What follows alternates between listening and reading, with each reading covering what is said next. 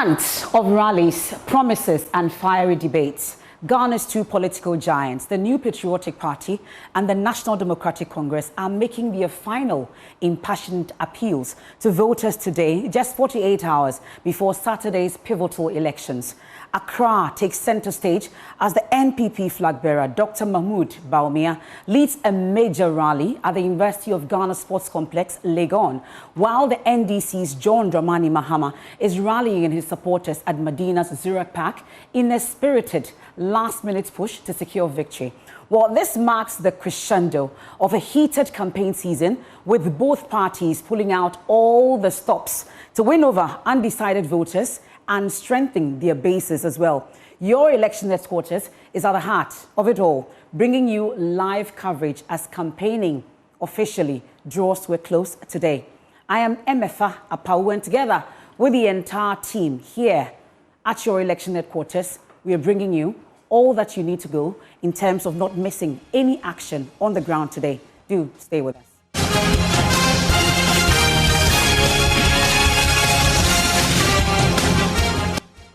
You're welcome back, and it's our special coverage of the two final major rallies for the NPP and NDC from the Legon Sports Complex and, of course, the Medina Zurich Park. And, of course, the entire team is on standby. We'll take you live onto the ground shortly as preparations are underway.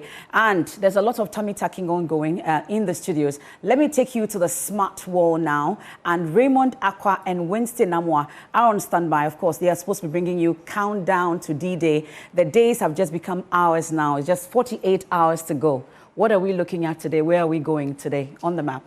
Well, today we're going to stay with the Greater Accra region because the NDC and NPP are both having their final rallies in the Greater Accra region. And the question I'm sure many of you are asking is, why the Greater Accra region? Why Thursday? And why at the same time?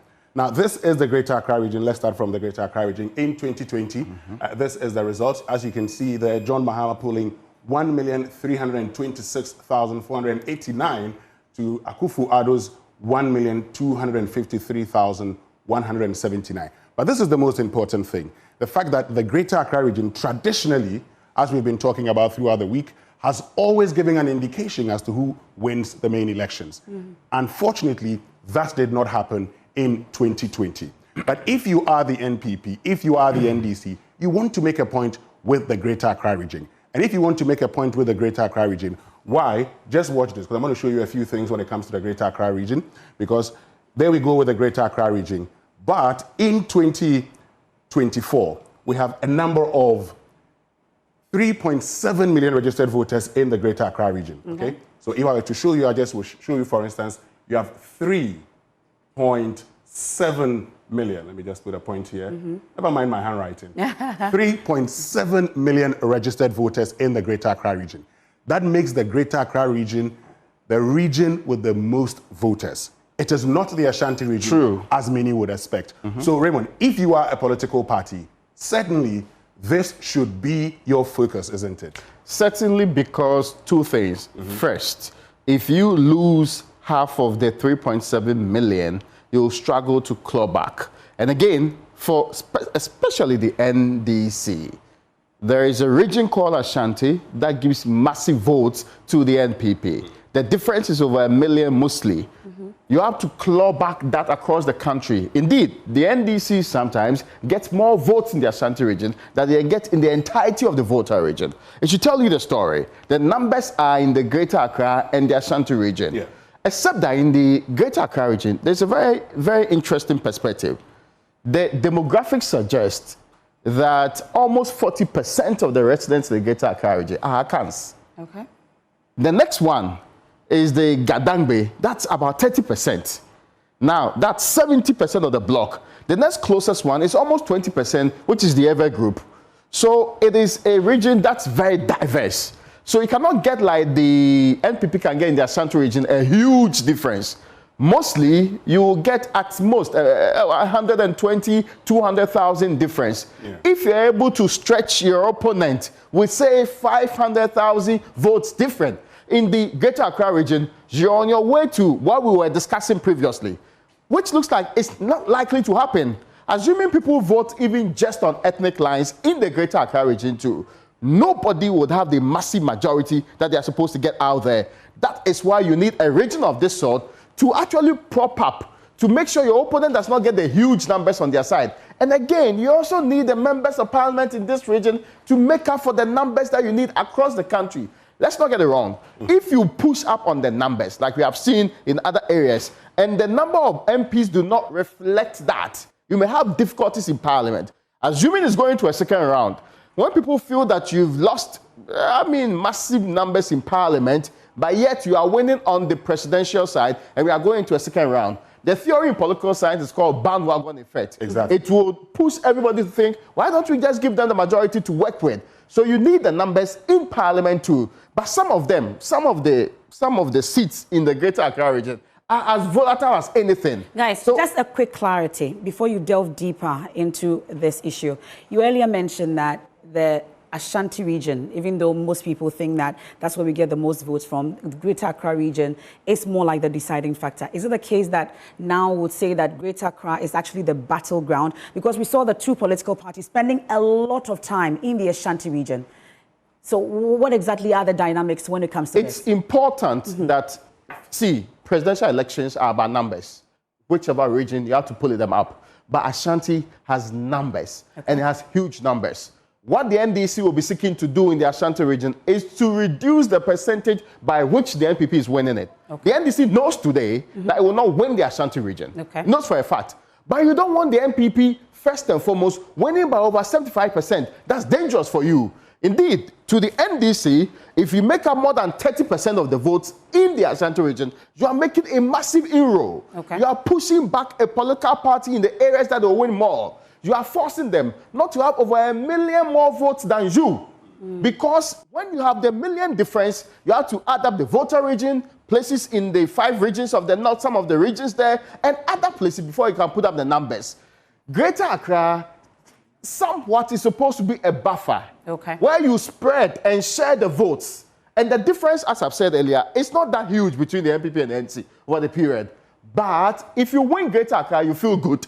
If you win Greater Accra, you feel like you have made a lot of inroads. For example, if the NPP win Greater Accra, they'll say, wow, we are getting it back. Well, we are showing the love again to the people that are supposed to be with us. Look, if the NPP wins the Greater Accra, and I'll get back to the smartwatch hospital. If the NPP wins the Greater Accra, then the elections are becoming difficult for the NDC. If you are the NDC, you must hold on to the Greater Accra region. Even though I have indicated previously in the course of the week that in today's Ghana, you don't necessarily need to win regions. But what you need to do is that you must improve upon your performance. Okay, so if you are the NDC, watch this carefully.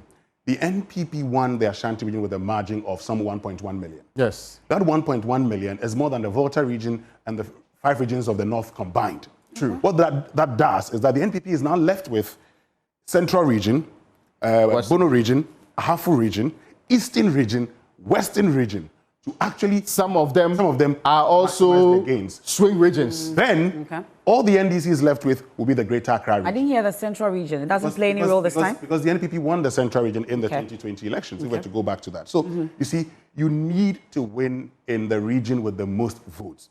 Of course, you know that you may not win with margins that you win in your strongholds, that's in the Volta region or in the Upper East region. But that is why the Greater Accra region is very, very important. Now, I just want us to do something because we need to just show you, because if you go to, say, the presidential elections of 2020, let's get to the Greater Accra region. And you can see that the NPP is doing this in the Ayawaso West Wogan constituency. There's one, I think. Yes, this Ayawaso West Wogan. So this Ayawaso West Wogan constituency. Watch that clearly. Ayawaso West Wogan constituency, Akufo-Addo in 2020 owed 40,000 to John Mahama's 37,000. Where is the NDC doing their rally? They're doing it in Medina. Yes. And in Medina, you have John Mahama pulling 60,000 and Akufo-Addo's 48,000. Let this sink in. You're looking at having it in a place also that you can maximize votes. For the NPP, you want to send a certain signal. We've been talking about the demographics here, Raymond, because if you go to, say, let me just show you, if you go to, say, the Ayawaso West Wogan constituency, where the NDC is having theirs, for instance, this is the Ayawaso West Wogan constituency, and you tell us about the demographics. If you are the NPP, this is the typical group that supports you. So what do you want to do?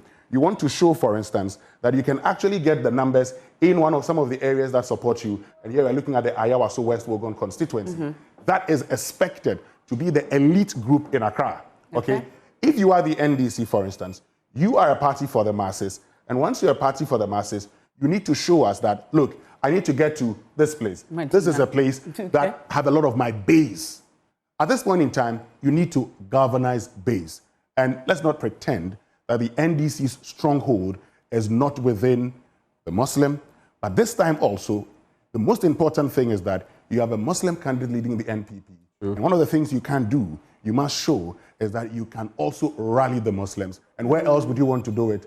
This is that constituency that you want to go. And that is why the Greater Accra region is very, very important in this election.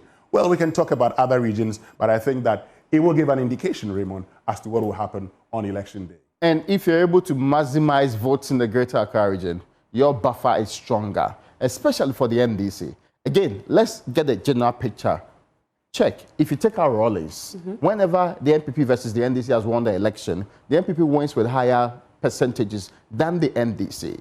And the picture we have just painted to you puts out that clearly, because there are some regions that the numbers are big time and they influence that kind of margin. There are other regions and the places that the NDC tend to win, they don't have the huge numbers to back it. So a place like, in fact, the Medina that we just referenced, this is a very huge margin in between the two. But this can be blown out of the water immediately if you use a place like Domiko Abinya and the numbers that are involved in there. So if Domiko Abinya cancels out Medina, then you are in a big fight over the other areas that are within the region for you to get that. But this is about numbers, about the exact number of votes that we are counting. What pushes you over the 50% is the number of votes that you're able to add on to it and making sure that it actually gets to the point that you can win the election. And these political parties are aware that if they don't stage it back in the central part of the place where it's become a big deal, because for the NPP, it should make sense that you go back to Ayawaso West Legon.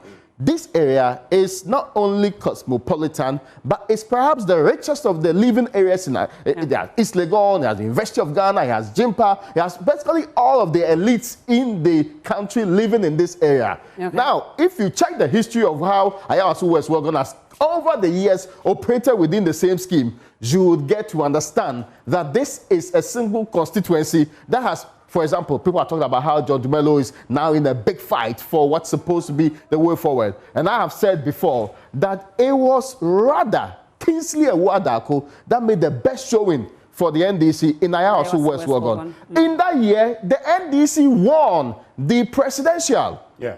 Even though the NDC could not. So a constituency can look at candidates in the face and say, no, you are not the guy that we want to represent us, but we want this other gentleman rather. And in other cases, they have actually had a choice to choose between the presidential, and voters get a blast on those days. This is perhaps what makes Ayawaso West Legon a place to consolidate.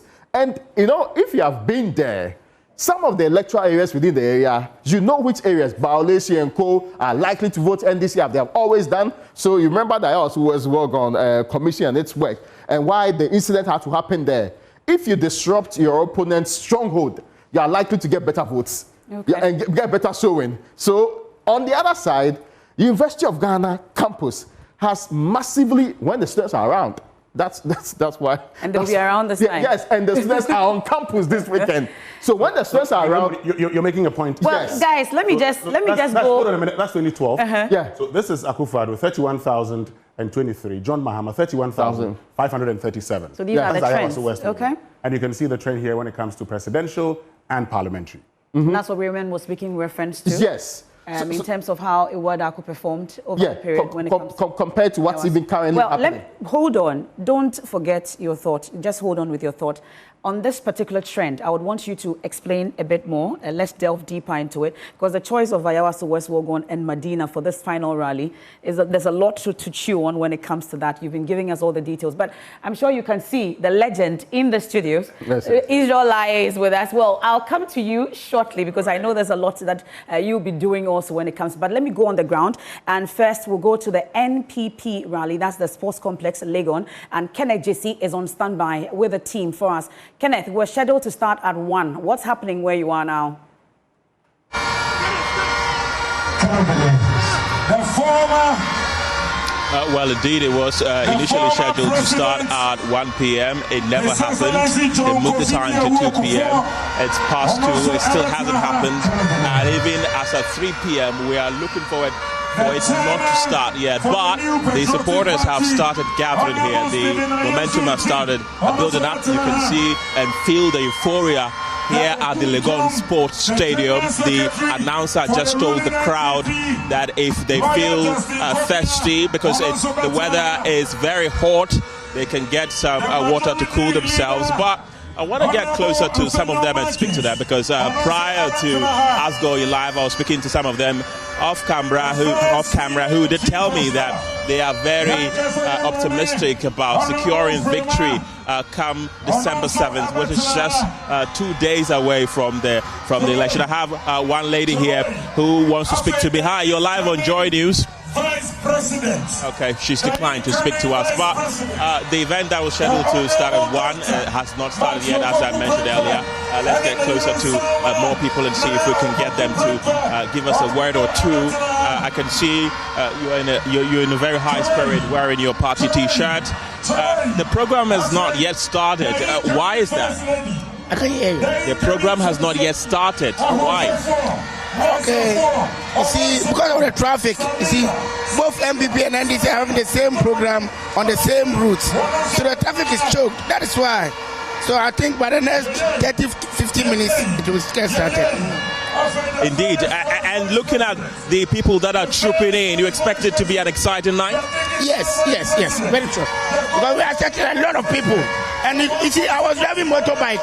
When I was coming, a lot of buses coming. Okay, so here it's going to be massive. Okay, if you go to get to the entrance of the University of Ghana, they are painted in the colors of the new patriotic party, that is blue, red, and white, with a lot of paraphernalia across the entire stadium. People are gearing up for the D-Day on the 7th of December. The people are moving forward because the announcer has told them to come forward and listen to a word or two. I have a middle-aged woman here who wants to share a word or two with me. Mami, memoaha. Macho, who are joining you so? Na edientina enewa fan ho sa ba. Me mba ni tin na me nana ntina me ba ha. Me mba da achi na me nana da achi ntina ma ba ha. Ala ba wumi a ni do enti. Ala ya ba ha. Ya pese be chi odo ma no. Na 7 December yan ko tum no ndani abesheni no hwe na na ana yan ba mai. O sense onu tina aban ni mu a obobo ayen kola ne na ma bo ayen. Ntina ba ha. Na free education pe enu nko enti no ba ha. Oh, free education ami mi kokwan so. Mi ko Togo, mi ko Legon, ani su nyina ka ho. Ebi a dollar so be sambo fo mama, bibia be wanu amaye. Esa kwan e ko no, o ne enwa kire. Ebi aboma bibia de din amaye na kwan no so aye amaye. Ntina me ba ha no. Okay, Medase, this woman here says she's here particularly because of the Free Senior High School, and also she is a businesswoman who usually travels outside of the country to get some goods. So she's expecting the exchange rate to come down for her. That is why she is giving her support to Dr. Mahmoud Bawumia. We have another person here who is holding a bell and the flag of the new patriotic party. The patrona Adomeye. Domane kutano. Meni abripa. Mi nyanu omo hu se ade achi. Obia anya wad. Na mi ade afres ade Bawumia de ayen eni nanado. Enya samikitwa. Mi firstborn odu form 3. Matumi as school fees. Ene mi wo free education mi ensa wa mi dem ho no. Nti adia Bawumia ni nanado ayamaye enya dikitwa enso mu soro na musikroma eye bebia enya Ghana nko bebia ebi say she's talking about the nkukwo kitikiti. No, not nkukwo kitikiti. We are talking about the census. You are talking about the free education. Yes, not nkukwo kitikiti. nti ani mpre komba nti mi ka kire Ghanaian for omo bi omo ani pa nti. Okay, she's also said that Dr. Bawumia is the only right choice because he is going to ensure the continuation of the free senior high school policy, which she has been a beneficiary. I have a few others here that I want to speak to them. You're live on Joy News. Why are you here today? I'm here because of the party NPP, and I'm in love. I was born in NPP, and I'm going in NPP, and I'll die in NPP. And this election is fully 100% and fully confidence winning. We are winning and win. We are moving on to almost 24 years on this seat. Yes, that's what I'm... Okay, thank you very much. It's a very charged atmosphere, as I mentioned earlier. But we're yet to spot any of the top hierarchy of the party who we're told are going to be arriving any moment from now. But let's talk to more of the supporters of the governing New Patriotic Party. I have another gentleman here. Thank you very much for your time. You're clad in all MPP colors. Absolutely.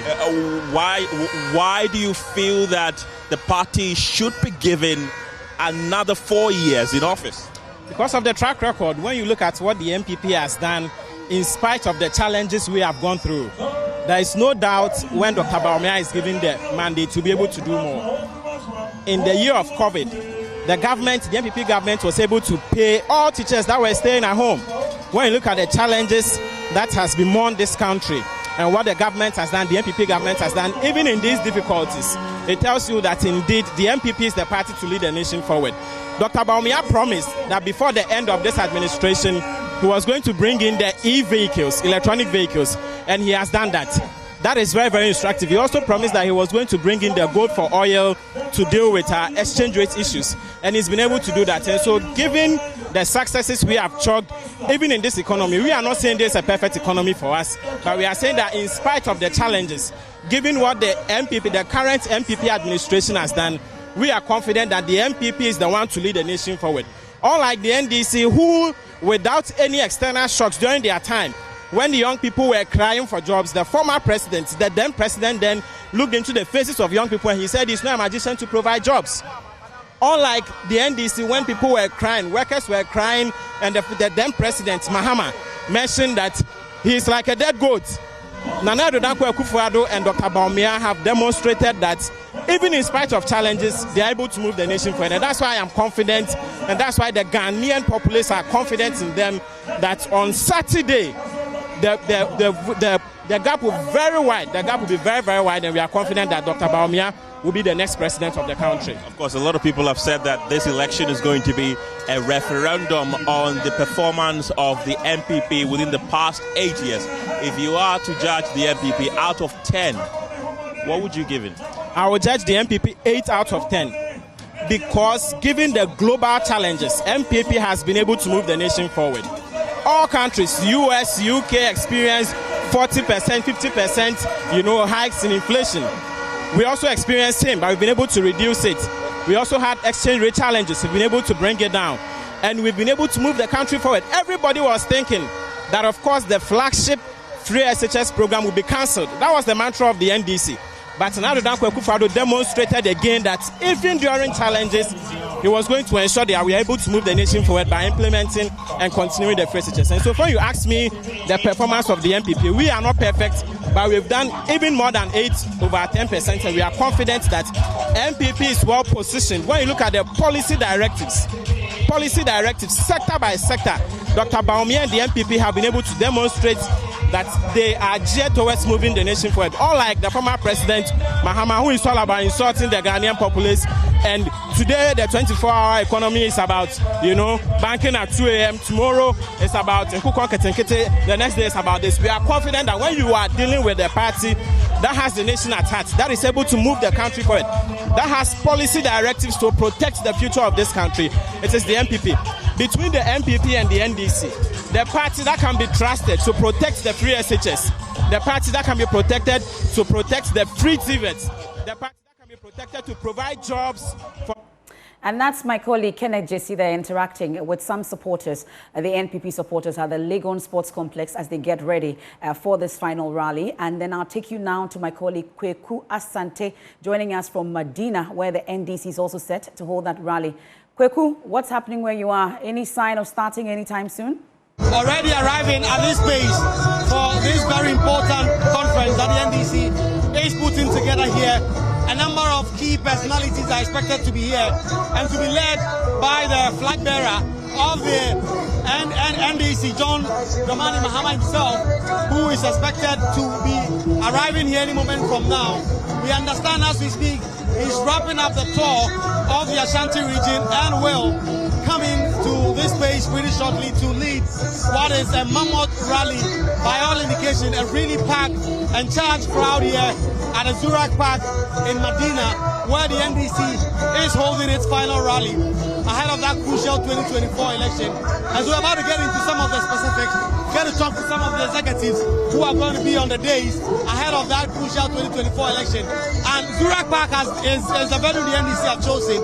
Already, when we came in here, we spoke to some executives who told us that they are here because the government will not allow them use the Independence Square, and they have decided that this is a good space. If you look behind me, a number of NDC supporters in party paraphernalia really ready and coming in here to support their party. The former president, John Dramani Mahama, is expected to leave Kumasi, where he is wrapping up his tour of the Ashanti region, and come in here for this final phase of the tour. So we will get to see if we can speak to more and more persons who have come in here. Let's go there and speak to some supporters for the start. Why they are here, what they are supporting, and what they expect of this final rally. Let's speak to some supporters. So, all of you are supporters of the NDC. You are here. What are your own expectations today? At the end of the election, John Dramani Mahama will be the president of Ghana. That's what we want. I mean, you look at the crowd, the people who have come here. Are you confident that the NDC have the grounds well enough? 100%. 100%. We are done. It's a done deal. It's a done deal. That is a supporter saying that he believes that is a done deal, and that as far as the NDC is concerned, they are going to win. If you look at the specifics of this event, it is being hosted by John Zinapo, the MP for Yape Kuswagu, and also the ranking member on the Energy Committee in Parliament. He's hosting this event together with Margaret Ansei. He used to be the Municipal Chief Executive of Suhum. He was also the NDC parliamentary candidate there. Those are the two personalities who are hosting this event. We'll go over there where more and more NDC leaders are here and try and get some understanding of how they see this big event. You see these tents here, and the indication have been given that they are the ones who are going to be leading this process here at the Zurak Park. And so I'll try and talk to some former ministers as well as former party functionaries who have all come in here. You see in your shot a lot of people who are here to support the NDC in this. Nanaya Ajantwa, we'll try and get to her and understand why exactly Nanaya Ajantwa is here. Nanaya Ajantwa used to be the executive secretary of the PURC. He was also the general secretary of CBP, all of them here. And so we'll try and talk to some more people. Former Finance Minister Setekwa is here. You're live on Joy. Honorable, how is it going for you? You see the crowd, the supporters who have all come in here. Do you feel like the party's base is energized enough for Saturday's election? It's energized. Highly energized. The only reason the flag bearer is not here is set up in Kumasi by the enthusiasm and whatever, and it will soon be here, and we can see that we are well energized going into the elections. Thank you very much. That is the former Finance Minister Setekwe. He says the party is well energized. Nana Oyebon Kwado was the gender minister under John Dramani Mahama, and she is also here. You see the groundswell of support. You see your party members excited. You get a sense that your party members are ready to turn up in their numbers on the 7th of December. Yes, full turnout for the NDC. We are winning the 7th December 2024 presidential election, and we are winning majority of the parliamentary seats. And we are really excited. We are happy about the campaign. It's been vigorous. It's been exciting. The message has gone down. Communication has been great. Thank you very much. This is a Choboy man, Choboy, the former youth and sports minister, Elvis Afriankra. Elvis, you have crisscrossed the country in part sometimes with the former president, and you'll be doing your own campaign. You see around across the country, are you confident you are getting a majority, 50% plus one to win this? There is absolutely nothing, absolutely nothing that will stop the victory of the NDC come December 7th. No man, no woman, no devil can stop it. Absolutely nothing. The people of Ghana have made up their minds. They've seen the difference between the NDC and the MPP. The people of Ghana are tired with the MPP, with the impunity, with the lawlessness, with the corruption, with the misgovernance, and they are definitely going to vote for the NDC and John Dramani Mahama come the 7th of December. Thank you very much, Elvis Afriankra. And this is Madam Akuya Senator. So for those of you who know, she was also in the sports ministry as well, and she's here. I haven't seen you in a while. How have you been coping? You see, I'm doing fine because Mahama is coming. So I'm very excited. Are you confident about that? Very confident. I can assure you that Mahama is coming again. Madam Akuya Senator says the NDC is coming back. John Dramani Mahama is going to win the election again.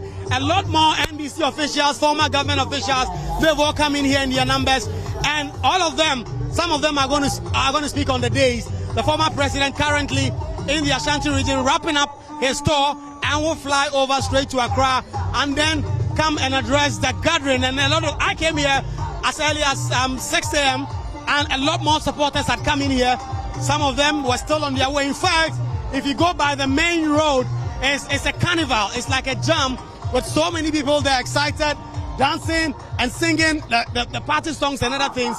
And so the party executives who are here, who I've spoken to, say that they feel like the party's base is really energized and that the party going into the 2024 election is going to win. When I spoke to some of the supporters here, it's the same thing they told me. When you see persons who are functionaries in the NDC administration, as either ministers or deputies who are seated here, they say they get the same sense that the party's base is going to turn up. The NDC knows that if it is to win this election against an incumbent, its own base must turn up. Again, what is the significance of choosing Medina? As it is not necessarily a stronghold of NDC, but they've won it mostly, and in particular, they won the last election by such a maximum amount of votes. And so we'll try and speak to more and more party functionaries who are here and get a kind of sense as to what exactly is going on. You see, let me describe this conversation pretty shortly. Madam Akofa, I mean, you and other celebrities and others have turned up. What does John Mahama, the different Mahama makes? For which reason all of you are turning up for him? Well, for the short time that Mahama was president, we all see the things he has done. The infrastructure, the job creation. When he says to do something, he actually does it. You know, and there were a lot of things he was to do that he couldn't finish. So yes, I'm here because I want John Mahama to win. The NDC is the only option we have right now to save Ghana from the economic doldrums that we are in. So I will entreat that everybody votes for John Mahama, because a vote for John Dramani Mahama in the NDC is a vote for you. It's a vote for job creation. It's a vote for your future. It's a vote for your children. So do go out there and vote for John Dramani Mahama and the NDC. Thank you very much, Madam Akofa Ejani. We will pretty shortly wrap up this stint, and I want to speak to the former PULC Executive Secretary, former General Secretary of PNC, who is here, and we want to get an understanding of why she is here. She's not a member of the NDC. Why she endorsing John Dramani Mahama? And so I will try and speak to her and get an understanding. She's been on our morning shows on a couple of times. Is she here to endorse John Dramani Mahama? So let me talk to. I mean, you are a former CPP General Secretary, former PU as Executive Secretary. You are not so much known to be mollycoddling with the NDC. Why are you here today? I'm here because of JM. I'm here because I believe that Ghana has to be liberated. Ghana has to be free from what is going on. And the only political party at this moment to help us out of this situation is the NDC. So you are now officially, formally endorsing John Dramani Mahama. I am endorsing John Dramani Mahama, officially and formally endorsing John Dramani Mahama to be the next president of Ghana. He has done it before. He has ruled this nation and he did it perfectly well. And I think that it is time for us to give him the second chance to finish the good work that he started. Thank you very much, Nanaya Ajantwa. Nanaya Ajantwa, former CPP General Secretary. CPP is still in this election, but she has endorsed the NDC, John Dramani Mahama. So that is a bit of a sticking point. But I'll speak pretty shortly to the NDC National Organizer. Finally, to wrap up this bit of our coverage, to get an understanding of the number of people they expect to come here. Honorable Yamin, you look at the support that you say that you've garnered around the country. You get a sense that your party is winning. You are the national organizer of the party. Is your base organized enough to win this election? We have been organized long ago. We've been waiting. Over a month ago, we were ready for the election. So I would say that as we speak now, we are 99.7% ready for the election. Wow. This is the national rally. Why have you chosen Medina Zurak Park? Some would say it's quite smaller in terms of the organization. Where you're based, can it fit here? Well, we decided to pick venues that could accommodate a very large crowd. But when government is in control of certain things, so state institutions, like we wanted a stadium, they didn't. We went as far as Trade Fair and other places. So this was the only place we could find available for us to use. So we make use of it. That's why. We would have wished to have a very large space, because the numbers that are turning up, this place cannot accommodate it. But hey, this is what we have. And we are in for anything. This is the last rally. We'll do it and just go and prepare ourselves and take over power. Finally, your party's flag bearer has been stressing the need for vigilance. You are the organizer. 7 December, have you equipped your polling station executives, your party agents, everybody to be vigilant enough? I've seen your Facebook posts. You are always talking about eagle eyes, making sure that you keep policing this election. Do you have that ready for Saturday, 7 December? If there's anything that I'm proud of and happy so far, is our ability to get our people ready for this action, this election. We've been able to equip their enthusiasm that they are ready to defend the flag of Ghana, the flag of the NDC on the election day. We've been able to let them understand that what is left now is vigilance. What is left now is a force against intimidation, and they are ready to do that. We are confident that we are going to stand against the oppressor's rule. Our people will be out there fearing no intimidation. Our people will be out there not to start any violence, but whoever should bring it on, we should be prepared that our people are going to resist it. Thank you very much, National Organizer of the party. Let me give you the last word on this. A National Executive Committee member, Wanda Victor Kuto. What do you feel coming here and seeing your party supporters coming out this in their numbers? Thank you. This is just a summary of what has happened across the country for the past 2 months. And I can assure you that we are not just going to vote on Saturday, but we are going to protect the ballot boxes and all the collation centers across the country. Victory is ours. We are not going to be complacent. We are aware of what happened in the US. All the opinion polls were in favor of Donald Trump, and it came to pass. That is what will happen in Ghana, and we are ready to protect the ballot boxes and all the collation centers so that we can reset this country. The economic mess that has happened under Bawumia and another government will be a thing of the past. So we are happy. We understand some people are anxious. It's normal. When victory is coming, that's what happened. But they should be calm.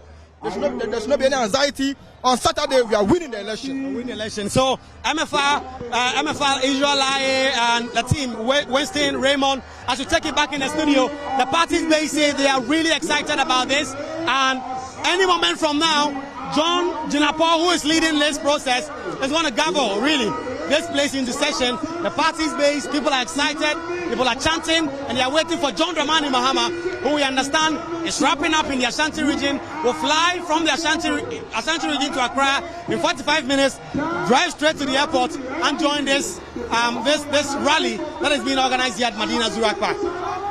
And that's a quick Asante from Medina Zurak Park. And earlier you heard my colleague also, Kenneth JC. And as and when things begin to shape up at the two venues, we'll take you back there. But back here in the studios, Israel Laye, Winston Amwa, and Raymond Akwa on the smart wall. But let's welcome Israel Laye properly into the studios. Welcome, Israel Laye, the legend. Thank you. You're welcome. Where have you been? What have you been up to? I've been into the world of Gen Z, you can say. Yeah, you're more Gen Z now. Influencer market. So I've been leading an influencer marketing agency, Influencer Africa, which is pretty much the next stage when it comes to media. Digital media is growing rapidly and seeking to overtake traditional media. And so I'm there, but at the same time, we're working together with multimedia to see how we can take. And on D-Day, I know you're doing all the things in the Electoral Commission headquarters, amongst others. But let's not give too much out right now. But at least you'll be monitoring the campaign from where you've been and all that. How is it looking like? So, what have you noticed? So for me, I say that there are a number of factors that are at play in this election, and I feel that in fact there are too many things for you to be able to say, based on this 1, 2, 3 factors, this is the way the election is going to go, and which is a challenge. And I'm sure for pollsters and people who are election watchers and everything else, that's going to be the dilemma, because you're wondering. There's a bit about the fact that both of the candidates are from the northern part of the country. You're also looking at the fact that there's a former president who's been to the polls. Well, he's essentially been rejected twice at the polls, and he's making a comeback. And there's also the fact that you're having an incumbent government that's not very popular. And they're looking at the vice presidential candidate or the vice president for that party. Breaking the 8 for them. Coming for seeking to break the 8. Yes, and we're also looking at the fact that it's we're in 2000, we're in an election year where traditionally we switch regimes. And this incumbent is seeking to try and break the 8. So there are a number of factors. There's also free SHS. There's a whole lot that's coming, into the mix. And I'm glad that Israel mentions the free SHS factor, because you've been listening to the supporters, and 2 things are coming up at least. And it's surprising. We're talking about the fact that free SHS has been in the forefront of campaigns for how many elections now, gentlemen? 5. And we're hearing about Nkukon we are hearing about free SHS, and you're hearing the 2, party supporters talking about this. How is it that we've been able to sustain free SHS, surviving 5 elections, and it's at the forefront of this one as well? Once again, Raymond, really, what's happening? Because if you have heard from the Afrobarometer, it has massive support across the country. It is so popular that it makes sense that you go and remind the people that we brought you this. And that's what we have to show for and make it clear to you that this is our baby, and something that if you don't remember anything that we have done as a government, you should remember this. 2 things. On one hand, you may say, well, it's a signal that you have not done as much as you're supposed to do, mindful of the resources that you've had and the very things that you promised you would do. If you take the 2016, what they call the manifesto of the NPP, there were a lot of things in there. For example, we've not had a conversation about the NPP telling everybody they will do double-digit, what they call growth rate every single period. It was abandoned along that, but those things slip under the radar. The thing with free SHS is that people feel it because you can count how many homes people actually got their kids in there. Virtually every year, we have around 400,000 kids from different parts of this country going to school. That is direct impact. Some policies are difficult to feel. Some policies are just at the level of macro, and it's very difficult for people to get to feel it, not in their pocket, but in reality. But if the parent is sending the child to school and they know that the government is taking out 14 items or more than that from the things you are paying for, they can identify with that. And they can talk to other people about it. They can also, let you know that in the next 2 or 3 years, my child really benefited from this. That is realistic. And it is also so because for a very long time, education and of itself has been an issue. Those 2 key things, education, health, then the economy sits on top of that. They are big time problems because people will have to fund the education of their family members in whichever way they find it. And senior high school is a board center. We have F-Cube, which ended with the junior high schools, right? So that was made free, universal, and compulsory, and there's no debate about that. Elevating it to that one and the conversation about whether we've made it progressively free or not. In the early years, and it was not even just members of the NDC that were asking for a review. You know, the NDC is basically abandoned that thought of a review. By review, they moved it into what they will do to improve. Yeah.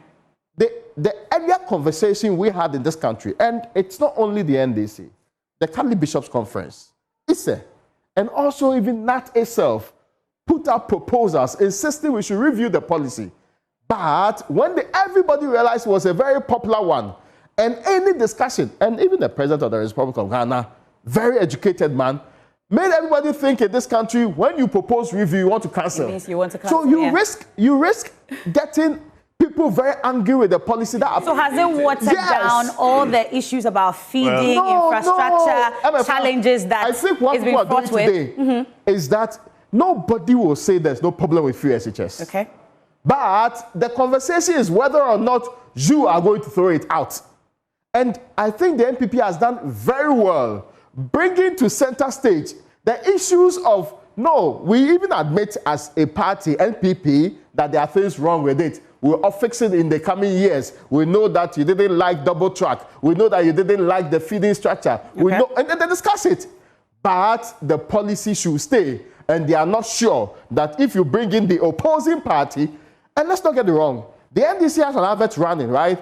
Listing the 5 or 6 things they will do to improve it, including what they call it, private schools. Okay. So that conversation has become so popular throughout the ages. And again, it's also a failure of strategy.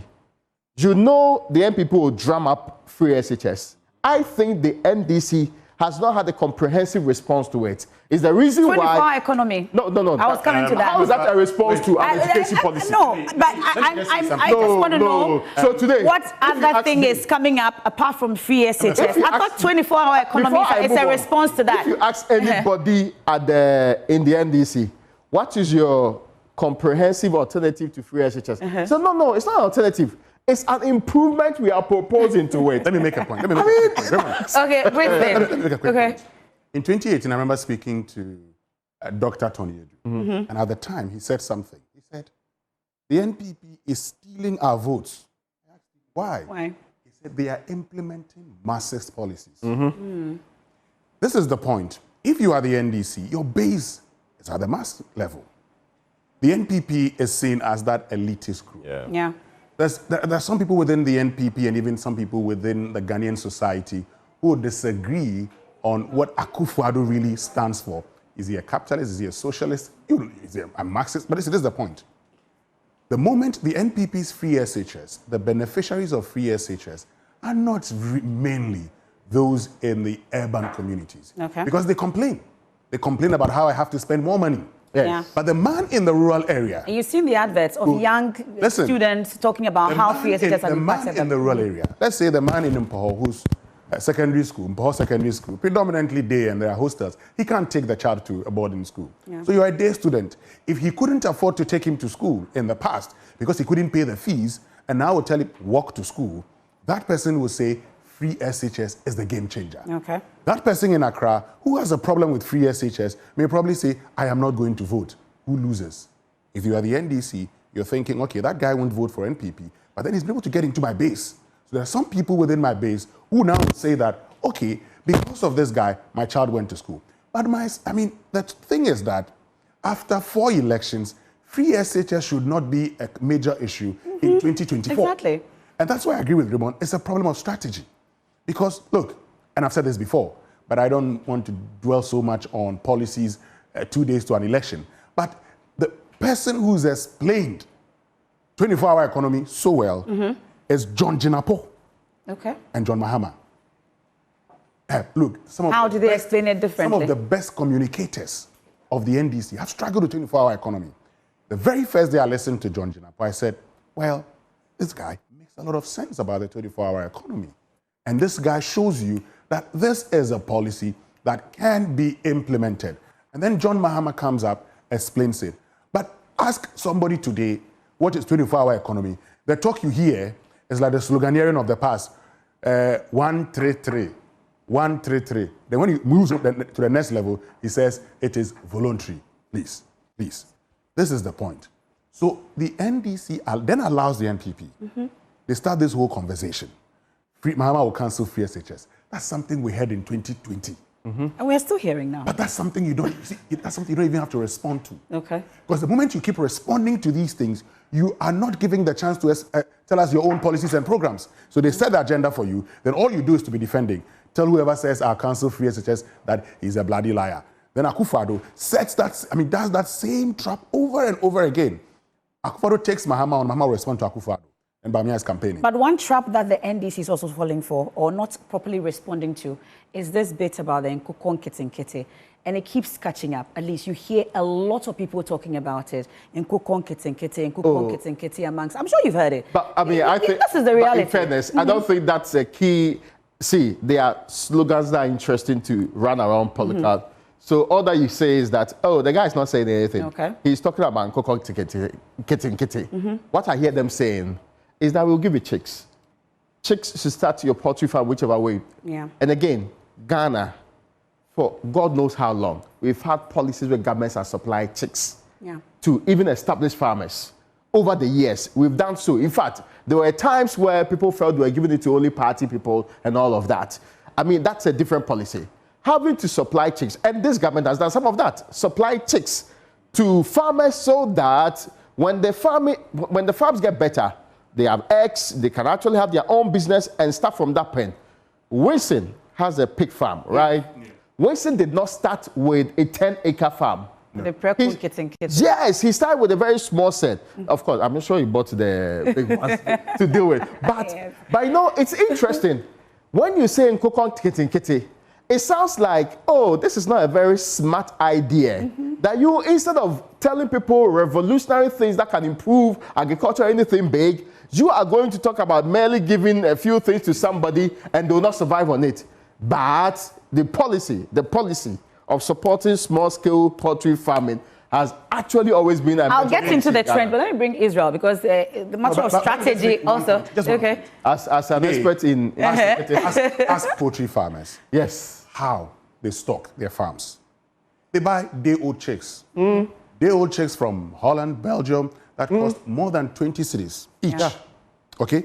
So if you are fortunate to be giving, say 100 day-old chicks, you take that.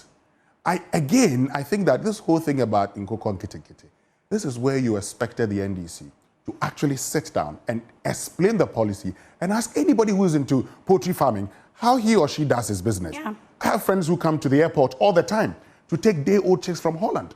And when the city depreciates, they complain. A lot. Recently, we've discussed the increment in kilo prices of pig. Why? Because the cost of feed is so high. So today is moved from 30 cities to 35 cities. If you have someone giving you, you say you won't take. But you see, when it comes to this Nkukon Kitinkiti policy, I think the challenge that we have as a country is we don't have enough people willing to start small to grow something. So they look at it Nkukon Kitinkiti and they would want to look down on it. And that is the challenge. Otherwise, if people were, that keen and eager, you know that if you get these day-old chicks, you can turn them into something else. That's the challenge I feel we have. And you look at all the businesses that are very popular in this country. It's about making a quick buck. That's true. But not waiting to go through, the grind and grow something and make it big eventually. So for me, that's the challenge. But one thing I want to also throw to you, since you're the analyst, I want us to look at the issue of the middle class and floating voters and how they're going to impact this election. I get the sense that we're having some floating voters who are deciding that they're going to sit out this election. And I also get the sense that it looks like the MPP in particular seems not so keen on going in or going after the middle class votes. Rather? No, everything works against the MPP when it comes to that group of people. Yeah. Okay. For example, that group of people is likely to be the group that suffered under the debt exchange program. Yes. That group of people understand and appreciate inflationary pressures very well. They know where we came from. They know that we got 54% under this government. They also know the impact of exchange rate on their business. That group of people are perhaps your most educated and bombarded with the factors. Okay. They are not the ones you can just say external factors affected the economy and they buy it, hook, line, sinker. So you don't want to waste all your time on the group of people. That same group of people are those who complain about free SHS. True. Because you see, for example, MFR, you know how you feed your child. So if you take your child to school, and that standard of feeding is not being given to the child, you complain. Yeah. But if somebody is barely surviving in some small place somewhere in this country, and they get to give the child 3 meals a day. Even one. See, the level of complaint will be different. Unfortunately, even though by our data, we have become a bit urbanized, the chunk of our population are living in urban areas, it doesn't really mean that when we look at the poverty strata, the masses of this country there's a gap. The inequality gap makes policies like that, people at the lower level identify with it and they want to push it further. On the other side, you would even think, oh, no, I want to take my child to a different school. I'm even pulling my child out of this system and putting that child into the IB system or any of the related ones. Yeah. But unfortunately, you are in the minority when it comes to registered voters in this country. Okay. That's why a strategic political party will look at, oh yeah, I've heard your views, but I want to go to the people who felt my policy more and tell them that it is because of this policy your child left senior high school. Even though within your entire family, nobody's completed senior high school. That would make massive impact on them. So the dynamics are different. Even though the vote is still 1 per person. We are not in 1924. The vote is still 1 per person. There's this, political strategist is known as Lawrence Rees. He writes the book Selling Politics. And before we get to the trends, he talks about propaganda or political advertising. And he says they must be appealing and entertaining. His reason is simple. Feelings that are formed by emotions and not be dislodged by mere reasoning. I would repeat, feelings that are formed by emotions cannot be dislodged by mere reasoning. That man there who's listening to a child saying, but for free SHS, I couldn't have been an engineer, it resonates with him. This is a watch seller's boy. Oh, this is the case. But of course, that's that side. But also because, like Raymond said, the NPP knew that in the urban areas, it was a no-go area for them because they felt the brunt of their policies. So they're going to the rural areas, try and get to the base of the NDC. And that in itself presents an opportunity and an advantage for the NDC. Because if you're going into a base for the first time, trying to take that base away. If you're unsuccessful, having lost your base, then it means that you are suffering double jeopardy. And that person may just win one over you. Talking about the middle class and the floating voters that you talk about, and you in particular, you know a lot about social media. I've been wanting to find out what the role of social media has been in this campaign period. We'll get into the trend shortly, but Israel, you've been monitoring it. We've seen all the conversations on X, Facebook, amongst others. Social media, did it really play any role when it comes to this campaigning? It is playing a role, but whether it's going to translate into votes, that's another. Okay. So there's if you look at social media and you're looking at X, Facebook, and all of that, you're having people who seem, typically people will be anti-government or anti-establishment because they're speaking them as they've been affected. They are the people who have been impacted by debt exchange and forex and all of that. Bondholders. So they will do a lot of talking, but there's a difference between doing the talking or the tweeting and the social media commentary and actually going out there to vote. Okay. So that's a challenge. So yes, if you look at, if you look at polls that are conducted on social media, it looks like the NDC wins a landslide. I conducted a poll on my WhatsApp channel with about nearly 400,000 people. The outcome of the poll is clearly a landslide for, John Mahama. But that's not where it sits. It's supposed to actually translate, as in people should actually go out there and vote for the party if that's going to make a difference. The kind of and strategies joint queues, you see, these things are not just simple. So first and foremost, by the kind of structure we put together, if you wanted to vote or register in the Ayawaso West Legon constituency, you have to go to the district office. Some people, by their structure of working, I mean, a very busy man in the office, 9 to 5, would not get a chance to go and join that queue for 3 hours or 4 hours and struggle with university students to actually find his way onto that list. But he'll get 30 minutes on social media to be able to participate in this poll. Yeah. Secondly, after going through that exercise, on the day of election, let's say you are put in Legon Hall, and you join the queue with 300 people already in the queue with all of your schedules and everything on Saturday. The calculations you do, the golf you have to play, the funerals you have to attend, and the options that are on the table, it puts a strain on you. You have to put in extra effort. You have to be so angry before you can step out. But some people on the other side have so much time on their hands, they are willing and they are active to do it, especially younger people who are going to vote for the first time and all of that, and the people who are induced by politicians to go and vote because they know that there is something to gain from the voting.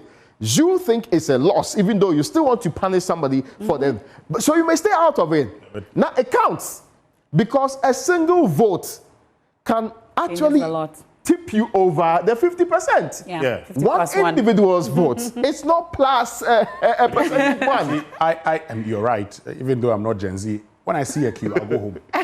Really? Oh, yeah, go home. See, watch it. So 5 a.m. people queue with stones. Some places. Listen. It's so important for them. So when I go to Mpoho to vote, I go behind my house. That's where the polling station. I go there very early. So you walk in very early and try and get your to vote, and then you leave. Anytime I've voted, before 8 a.m. I'd have voted because I always want to get in early. You know, some of the communities people would have to go sell a thing or two. They have to go to the farm before they show up. So by midday, you know, the queues are long. But I always would go there very early, vote, and go home. And that's the problem sometimes. Because to be very honest with you, I was having a conversation with one marketing professor who kept asking, are the Gen Zs really going to go out there to go vote? Well, maybe they have a party and then they're tired. You know, they don't want to go. Well, Friday is a holiday. Tomorrow is a holiday. Friday night into Saturday. They're going to be partying hard. Do they get to wake up tomorrow, Saturday morning, go join queues and go and vote? Well, people would go around mobilizing. But like I've always indicated, whoever needs this election the most would rally. Whoever needs it the most. And I've already made the point that if you say you are, if say you are the NDC and you can see the NPP trying to get into your base, you solidify your base, you make the election very difficult for the NPP because the NPP knows that they are losing ground in their base because of some of their policies, particularly the domestic debt exchange and the inflation. Because for a lot of us, you know, we used to look at our salaries and we'll convert it into dollars. Today, you can't do that because if you try, you will cry and stop the war. Yes. Well, let's excluding Israel, I mean. Sorry. Yeah, Israel is not. Yes. As for Israel, no, it's not in our range at all. Really? But let's talk about the number of rallies we saw within this campaign period, as against what we've seen previously in the previous elections, and then the health walks that we've seen in this particular elections. It doesn't look like we've seen a number of rallies, have we? I think we are recovering from 2020 because of COVID. I think COVID's changed strategy. COVID brought in a lot of digital marketing as part of campaigning. Yeah. Now, I think the political parties have still not really recovered to the pre-COVID times in their campaigning. Why do I say so? First and foremost, I see them seeking to pull out people, but they are not sure whether having to mount a platform somewhere and actually everybody come and gather is the best thing to do. Their numbers game now has always been to let's work together. Walk within the town, share flyers to people. They feel it's far more effective than having to call everybody. And see, that grouping, it's mostly people who you want that come there. Yeah. You don't get the people you want to reach out to your message, except they are watching you on TV or other platforms to actually come there. So I think they are slowly moving to the other areas, but they do some of the rallies. There are places that they deliberately bring the people together and actually speak to them. I think the Ashanti region, for example, has seen a lot of these rallies and walks coming together. Yeah. And again, one of the groups is that a lot of walks within the Ashanti region, they're moving for change. Yes. Sometimes I'm wondering whether they do it in any other region too. I've seen one in Konongo, in Koko, then so many other areas. I've seen one in Accra. Yes, I know. Also did a concert in Accra. I'm not sure whether the energy they put it into the Ashanti region on itself and the numbers that showed up. But you see, these things, me, if people wear t-shirts and come to a rally, I see them as your own. I want to see people who woke up on their own, hearing and interested in which used to be the standard, that Jerry Rawlings is appearing somewhere on the platform of the NDC. So women from whichever corner would like to just see him. Yeah. That kind of politics, I'm not seeing that happening now. On their own, without any inducement, without any transportation, people walking and running to go and see candidates. Are using the Rawlings? You're setting the standard so high. Yeah, so I'm saying that things are changing. So people need to take the message to the people rather. So they are choosing modules that will help them reach out to the people. And again, I also saw them do something that was very useful. Both Bawumia and Mahama met interest groups. They met them on so many occasions, sometimes to listen to them and engage them on policy. Okay. I had always had problems with the way we introduce blanket programs like free SHS, presuming that I will be a beneficiary of it, presuming that every other person would like the policy because it works out. But a plethora of policies is tailored to a grouping. When you discuss it with them, and they even give you suggestions. Now, I saw something that happened. Some of the political parties changed policies before it got to their manifestos, because of the engagements they had with some of these institutions, which was to me also very fruitful. I am seeing a time where a few of these rallies will be done. A few of them, maybe a regional rally somewhere, and a final. Looks like this is the major one that we are seeing today. It's going to be coming through. Because, again, I am not sure, even the one by the MPP on Legon campus, and I know how university students behave. If you don't go to give them the T-shirts, and even promise them item 13, he doesn't see why he's going to walk from his room and walk all the way to the grounds to come and see politicians. So on the issue of the rallies that you raised, I was speaking to one strategist. I mean, this was before, it was sometime after 2016. And they indicated, just like you were saying, that if you have a rally, who are the people who are going to show up? It is not... I mean, it's going to be your core supporters. They'll bust their supporters from all the constituencies. So they are the ones who are going to show up, which is why my understanding is that in the 2016 election, when the candidate Akufo-Addo decided that they were going to go into churches. They were going to go into places where they thought that the numbers are already gathered. And they could attract the floating voters. If anybody comes to your rally, the person has their mind made up that they're going to vote for you. So it's not the person you want to go after. So where can you find the people who are floating, who are likely to change their minds? And which is why I believe that we're not getting as many of the rallies. But I think they also decide to use the rallies as a show of force. True. Numbers. Yes. See, using rallies as a show of force, you said it's your supporters. But the other reality is that people even entice people to show up at rallies. True. That's something that we all know. When I was a young boy growing up in Ho, I went to Jerry Rawlings' rally to see him. Everybody wanted to see Jay. Yes. Then I went to see Kufuor at a rally. But if today you ask me to come to a rally, I only would show up if I'm reporting at that rally. If I'm not reporting, but you see, show up. But why? There's no wow factor. Why? You are not the Winston you were 20 years ago. Which is why you wouldn't go. But at that time, he wanted to see JJ. Yes, but I'm saying that person, that Winston, 20 years ago, will probably still want to see the president. But today, you see, today, people appreciate discussions to showing up at rallies. Rallies are to galvanize base. But even then, you sometimes would have to go and mobilize the people to show up there. But the retail campaign, as we've seen, and COVID taught us a lesson, but even Professor Mills, when he did his door-to-door, look, from 1996, when J. Akufo lost the elections, he was Ghana's #1 funeralpreneur. Yeah. He attended every funeral. Even once he had not been directly invited. When it came to his attention, and he knew that this was big enough. I'll tell you a story, briefly, of a young man in the north who went to a Kufuor rally and lost his slippers. His family asked him to go home and to go out to town until he gets his slippers. The young man musters courage and goes to the Nat Hall at the time and goes to Kufuor and says, I want to see Kufuor, knocking on his door. What's the problem? He says, I came to your rally and I lost my slippers. Now I've been asked to bring my slippers back. Kufuor says, okay, wait. Go and buy the slippers for him. Drive with the young man in my car to his family house. He's driven to his family house in a Kufuor's car. The whole family surrounds the car, excited. And in 2012, when they were telling me that story, that family... How many votes? For the NPP. Wow. So people appreciate the little things. What Atta Mills did in 2008, you're sitting there, he knocks at your door, comes there to talk to you, convinced more people than going to attend rallies. So people have seen it, and that's why people would use social media. Israel and his influencers like social media and all of that. People would send people around, and the NPP did it so well in 2016. There are a lot of people, around the country campaigning.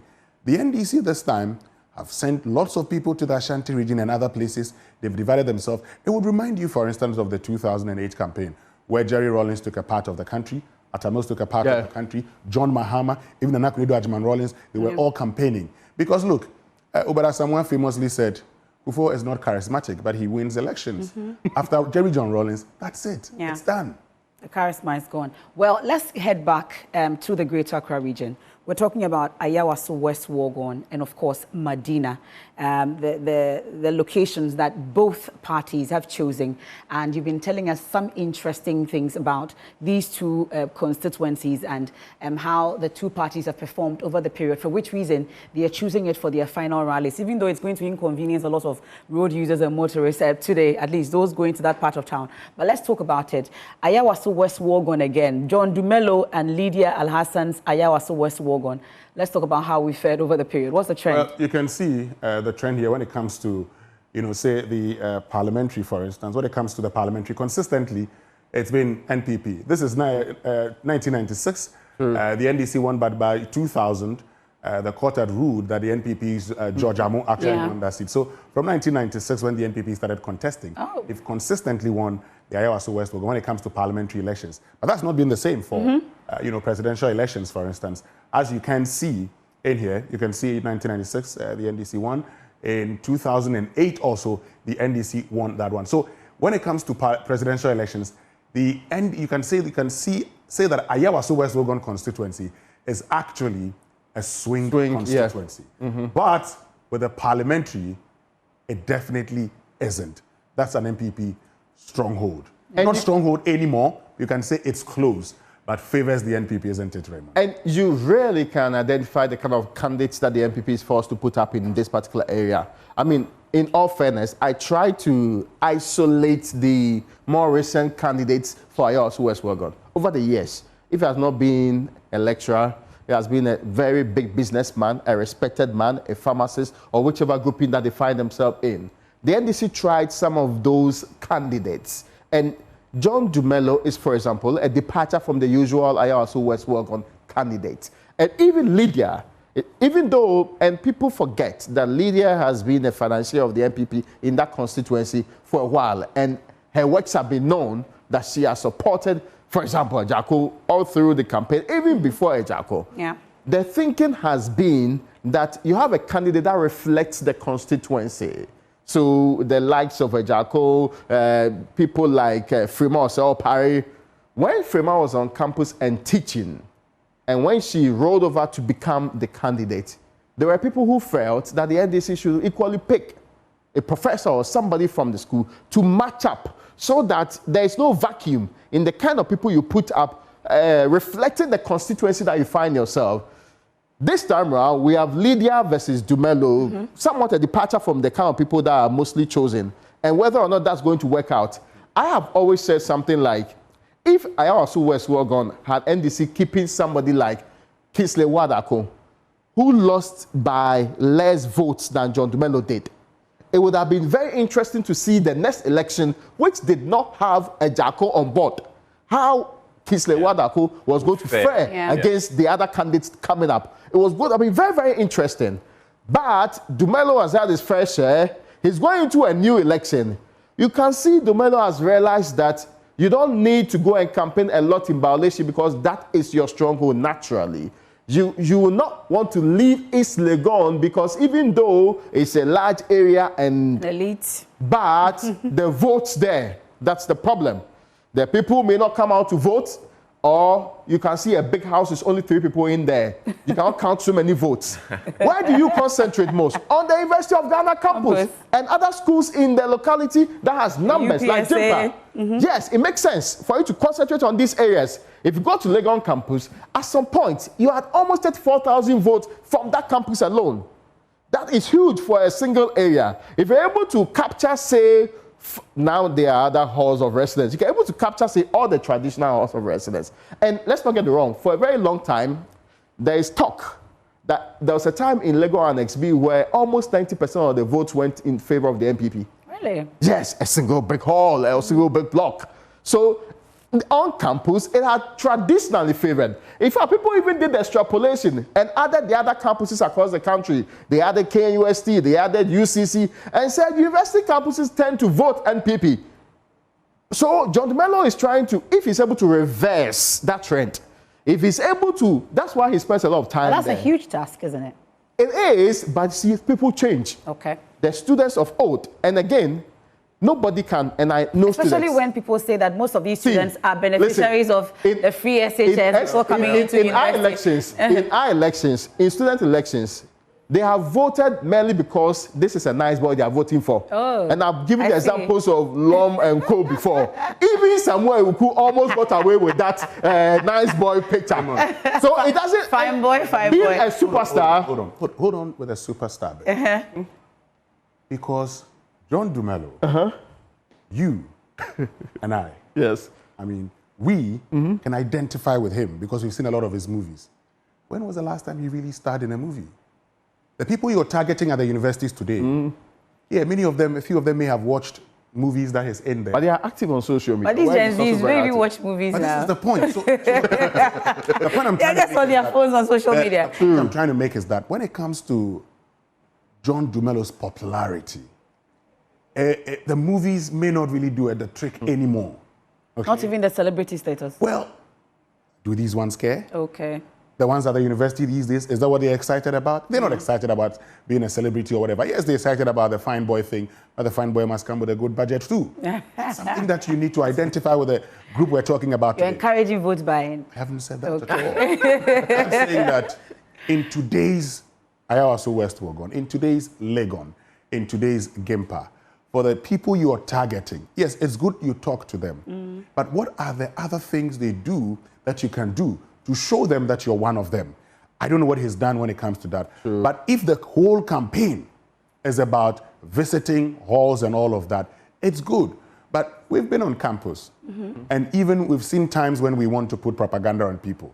Look, are you saying that there's propaganda already on the ground? There's propaganda on the ground. Yes! What is the propaganda on the ground? Let us see. When you stay a long time on campus, there are major accusations that are leveled against you.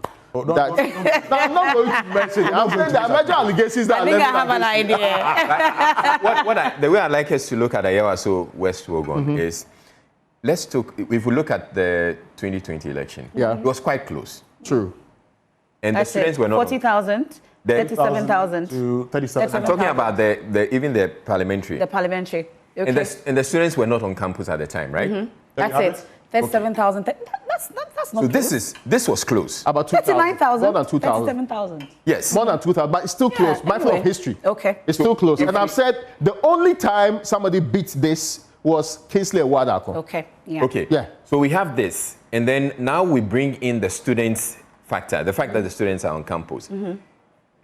Is John Dumelo going to be able to raise enough votes to actually then,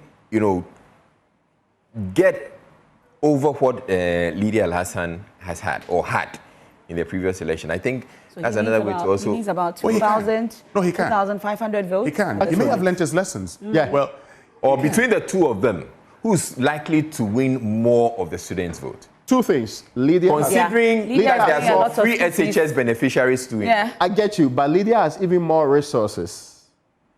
Lydia is solving real problems. On campus. Not the gutters, the silting, those are important ones. But see, the problems that students go to school with are that it's almost deadline for me to pay up school fees and that I don't want to get into the penalty period. Who can help me out? Yeah.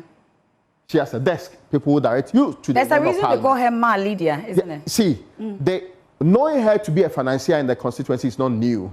But if that help, as I know it to be, is directed, this is before this electioneering period, to helping her constituents, including those on campus.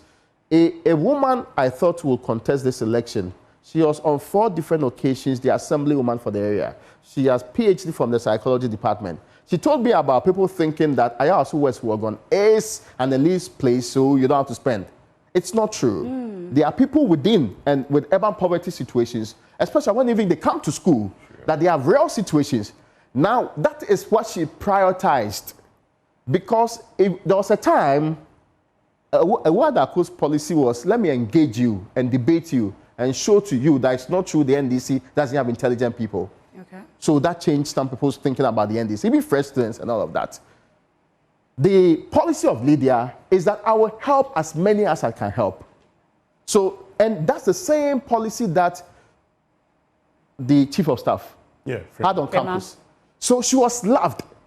You may not have personally known her, but if you're able to reach out to her office about you not being able to pay school fees and that you not be able to write exams, they will help out. That situation got a lot more love because roommates got to know. Roommates told other people too, and they realized that this member of parliament was not far from them and was engaging them. It is one of the most difficult things to break people from, that they've gotten real help from somebody and you think they will stop voting for the person merely because you have bigger or better policies to make the entire constituency better. You know, it is that personal touch that sometimes makes it almost impossible to break. And you talked about their background too. Now, the people who are in Legon today are predominantly the people who benefited from their senior high school. They may fight it. They may have difficulty with it. They may have even identified difficulties, as we were told this morning by the Justin 18 host. But they know how the policy fundamentally helped them. And it happens to be the case that when people transition to universities, it's either they become or they are more likely to vote NPP. So you are fighting against that background already. That we are more likely to vote in the particular direction. All this very interesting, but I guess on December 7th. But just to also throw in that Samira Baumia was also on campus. So we can go to Medina. We'll go to Medina shortly. I'm asking if that will also change anything or influence anything. Samira Baumia's door-to-door on campus. I'm looking at Samira Baumia's impact, say, in voter hall versus in... Samira Baumia went to Kenya University. Yes. There's something that Bagbin did that I still remember. Bagbin walked into my room in Legon Hall and said, hey, get off my bed. I'm not sure he remembers that. It was an alumni period. So he said, get off my bed. And I recall that 100%. I stuck with you. Yes, because I knew him. I knew he was a member of parliament and all of that. But I didn't know that he was even in Legon and on that particular bed previously.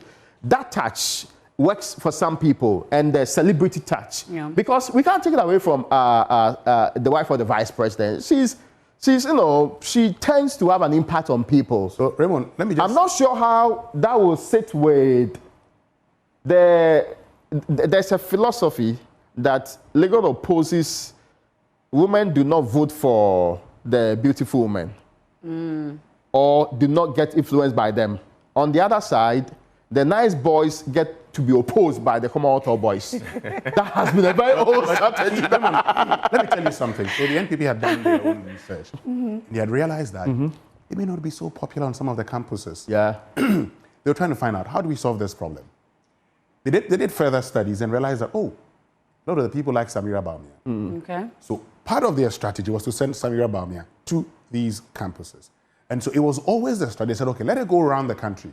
When she's done, we'll let her go through the university campuses and try to improve upon her performance in the universities. So it's part of the reason they sent her to, say, University of Ghana. She goes in there, she goes talk to the people. You know, sometimes, and again, the panel of people who are in our universities these days, many of them may not be interested in politics. Some of them may be, well, it's not like our time that, you know, you want to sit down, engage and all of that. And then if she convinces you, you probably say, I would want to vote. But still, that was part of their, part of their strategy. And I mean, and the NDC also sent that boy Basintele to also go. Motor riding Basintele. Go and try and get some, people from, I mean, improve the NDC's votes in there also. It tells you that nobody is leaving this to chance. You know, the NPP won 14 seats in the Greater Accra region. The NDC won 20. And the NPP will be trying to reverse that. So, of course, let's go to Medina. You want to look at will be Medina, but this is the margin of victory. At the time, Boniface Abubakar Siddiq. This is an area predominantly Muslim. persons from the northern extract, and also Evers, and Francis Xavier Sosu, and Ever himself speaks impeccable Hausa, is able to communicate with the people. You have Lamte from the NPP coming in there. So if you are the NDC, and I've said that the NDC strategy may be to send a certain signal. So if you go into a predominantly Muslim constituency, you go in there to show that you are one of us. In fact, you form our base. There is no need moving anywhere because we are with you and we have been with you all this while. You know, we had consistently said that the NDC's base was the Volta and at the time, the 3 regions of the north. And so that's why I see the NDC going into Medina. I don't think that the parliamentary seat would be a problem for Francis Xavier Sosu. I expect John Mahama to also win in that constituency. But he win previously. Margin? That's the point. And I think that's perhaps the things we should be looking out for. That if the NDC is always a margin game when it comes to if the NDC is not making higher margins in places it's winning, it is losing the election. Okay. Let's not get it wrong. If the NDC is not improving on the margins that it's winning, whichever place it won, it is indirectly losing the election because it's status quo. It's almost repeating the 2020 situation, which means that you are losing. Because when we repeat 2020, it will be lower vote for the NDC you're at the end of the expecting day. much more than 61,000. I'm expecting that if they're able to pull the numbers up and actually get more support in these areas, because there's evidence that you can get the numbers from areas like this. So if there's evidence that you can improve your numbers, then you should push hard at it and get the higher numbers. So as I gave the example, when you finish with your 61,000... And circle that for me. Circle that for me. The 60, a place like... No, you have the pen ready. Just go ahead and circle. So a place like... Let's get it this way. So a place like Domiko Abinya can clear all these 61,000 votes. You forget about the 46,000. All other things being equal. Yes, because also in the last election, the parliamentary candidate of the NDC for the first time had 40% in Domiko Abinya. So it's a bit, not clear in that particular case. Adjoa Safo from 68% descended to 58%. A massive drop of almost 10 percentage points in the last election. Yeah. That's why people suspected that if Adjoa Safo continued, it might have been problematic. I'm not so sure whether the solution is bringing Michael Okoye Jr. on board because everybody knows that Adjoa Safo family and Apostle Sabo's families and their impact on the campaign. So watch it this way. If 75,000 is there compared to the 61,000, yes, you can look at this number. Yeah. And listen, this performance is great. This is the first time beyond, 96, that the NDC has gotten 40%. This particular 40% is excellent. Every time they drop below 40%. But in fact, let's look at something, Raymond, because look, President Akufo-Addo performed better than Sarah Adjoa Safo in this constituency. Okay, so let's just look at, when it comes to the presidential one in 2020. That's it. Still Domiko Abinya, and you see that President Akufo-Addo does better.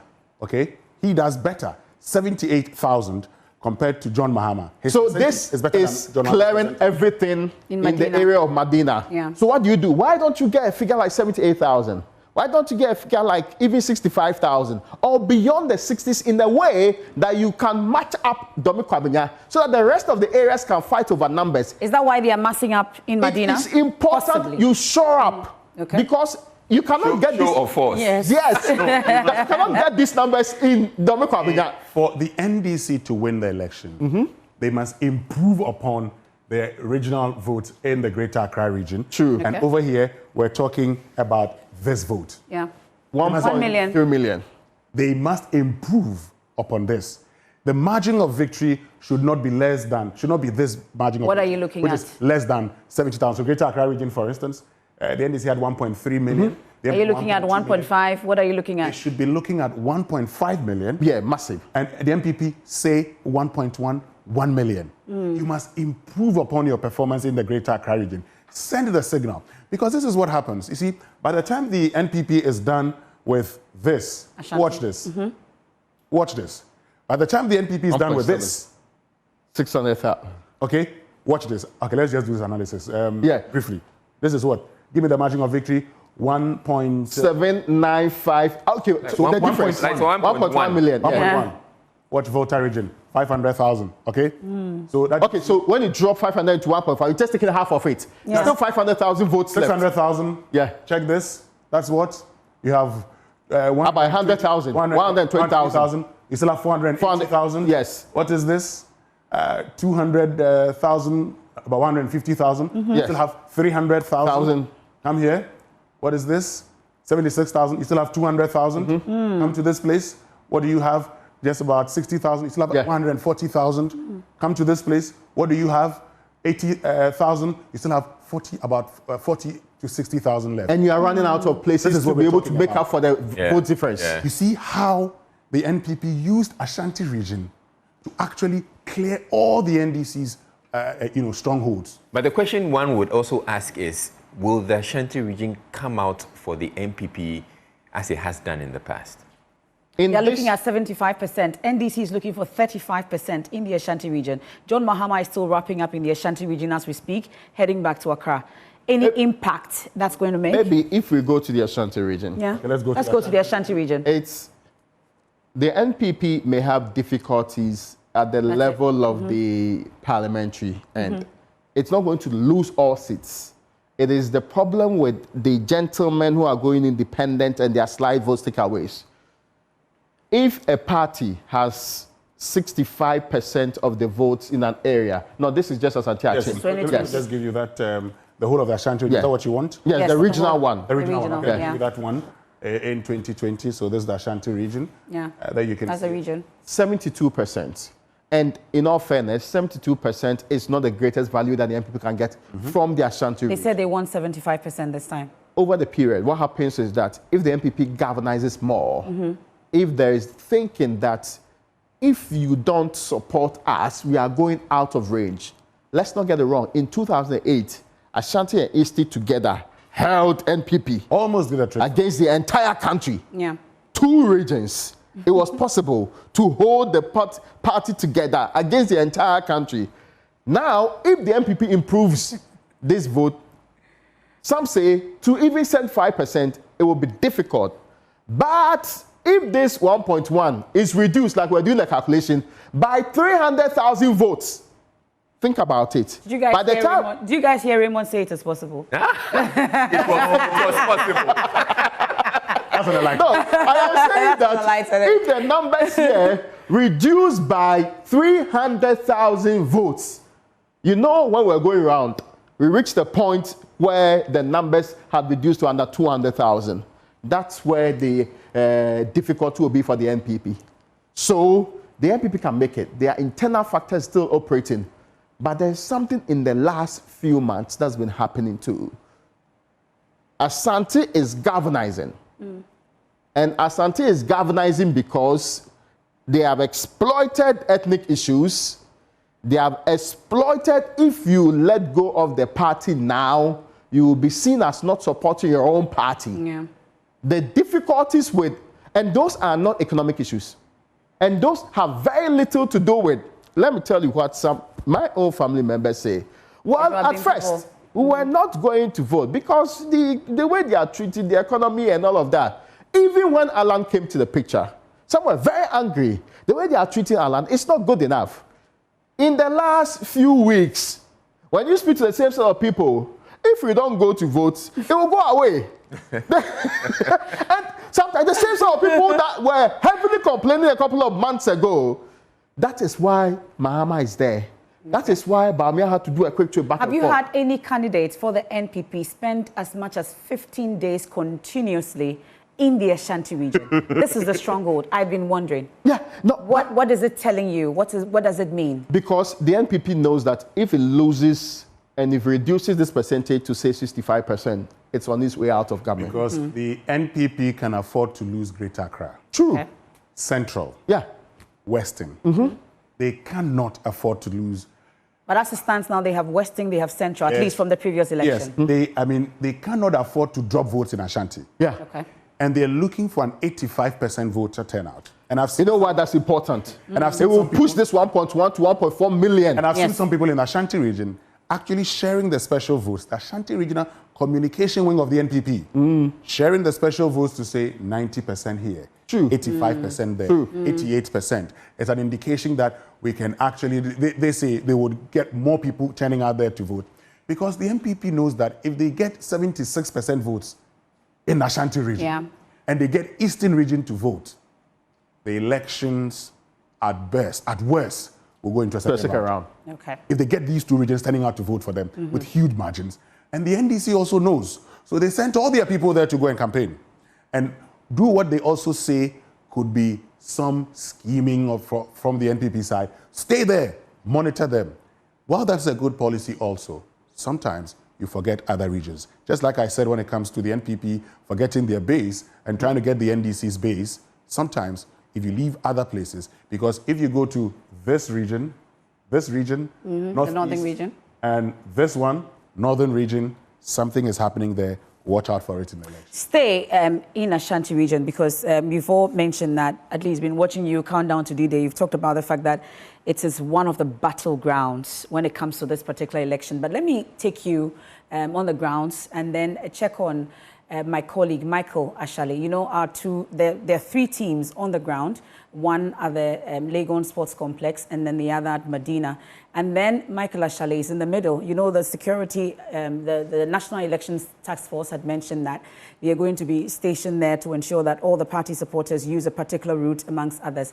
There's been talk about congestion and inconvenience for motorists. Michael Ashale is checking on that for us. Michael, from where you are, what exactly is happening and what can you tell us? Okponglo, I'm told. That's where you are, Michael. So, MFR, we are currently at the Okponglo traffic light. This is just opposite to the University of Ghana Stadium. Just about 200 meters stay. NPP are having their rally, the biggest rally for the year that will conclude their elections. And you realize that all walks of life definitely pass through this particular junction at some point in the day. For those who are coming from Medina heading all the way to Accra, Shashi and the likes, sometimes they have to be stuck at this place for about 15 to 20 minutes at a time before the police gives them the green lights to move ahead. At least I can count more than 20 policemen on this particular intersection alone, because you have loads of buses that are coming through from all corners of this particular traffic light heading towards the Legon Stadium area for this. In the last 5 minutes, I've realized that the police have changed the strategy. If you're heading towards the stadium, they want you to use the University of Ghana main stadium so that it can ease some traffic, because many of them are stuck in traffic here for hours, for minutes at a time, and they feel that that adds up to the traffic. So, true to Dampare's promise, his men are here. But one thing too that he promised that many people thought would not be possible was the flying of helicopters over the two rallies. I mean, shuttling between Legon and Atomic Junction and Medina. We've realized that these helicopters, I've seen two different ones, have been moving between these two places as well. So for the Ghana Police Service, it's a hectic job, it's a difficult one, but they are trying their possible best to also ease the traffic, especially for those who are 3 p.m. They're heading towards their home after Medina and the likes. It's difficult, but MFA is something that they are working on, and it appears that they'll be able to hold on to the traffic light as long as they can.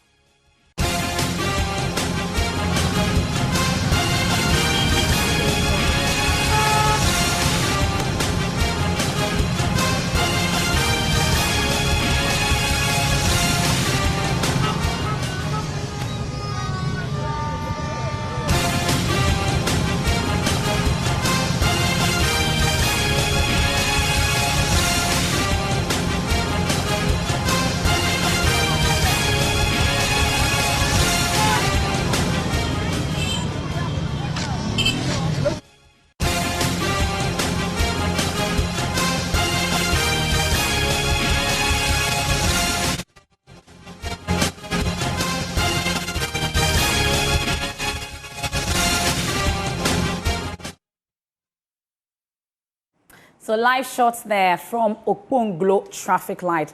For those of you who know that area very well, at least you can see the gridlock there, the traffic situation, and of course the helicopter surveillance by the Ghana Police Service showing force and showing that indeed they are ready for this as supporters keep on arriving to the Legon Sports Complex for the NPP rally. That's the major final rally. And then also in Medina, we'll take you there also shortly. They were scheduled to start at 12 for the NDC and 1 for the NPP. And it's one thing I'm hoping that we will talk about shortly, because if both parties and dignitaries for both parties begin to speak at the same time, what then happens in terms of the coverage and what exactly how we're going to, maneuver and look at it. But that's something that we'll be talking about shortly. And at least they are getting ready for all the action, easy. So I'm wondering. I'd imagine that, yes, we'll be switching between the two.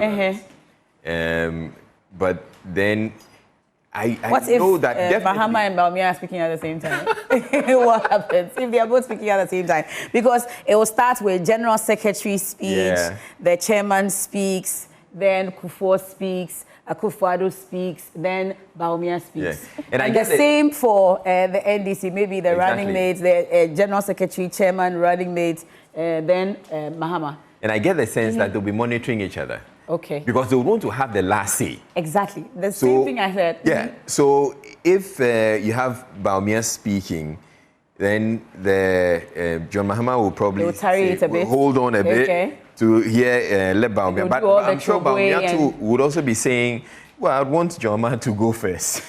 So it looks like we're going to have a long night.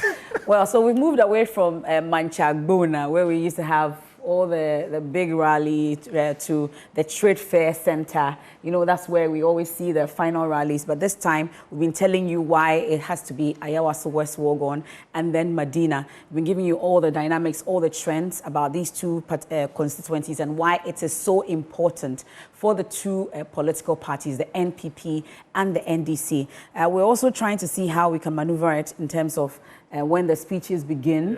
And when all the talk on the podium actually begins. But we've been talking about the battleground, which is the Ashanti region. The two heads, the wise men, will join us shortly. They've been standing for a while. I need to take a quick break on this. Then we'll talk a bit more about the Ashanti region. Easy, I was asking them about the fact that we've seen the two main political parties, the leaders, at least it is the NPP stronghold. But Baumia had to spend 15 days in the Ashanti region. At least you've been talking a lot to people on the ground, social media, influencers. Amongst you, what was really the talk when you heard that Baumia is spending 15 straight days in the Ashanti region, when in fact that's a stronghold? So that hasn't, quite made it onto, social media as it is. But I get a sense that the NPP going into this election has been quite deliberate about making sure that they capture as many votes as possible. Yes, I'm going now. Who is this? And one of the things I say is indicated is the fact that they decided that they were going to have Napo as the running mate. So because there are lots of people who, there was a lot of issue about Napo and the fact that he was in charge of the energy ministry, about Doomsaw and about everything else. And so people were of the opinion that he's not quite the candidate you want to, use as your running mate. But it looks like the NPP knew exactly what they wanted to achieve with Napo.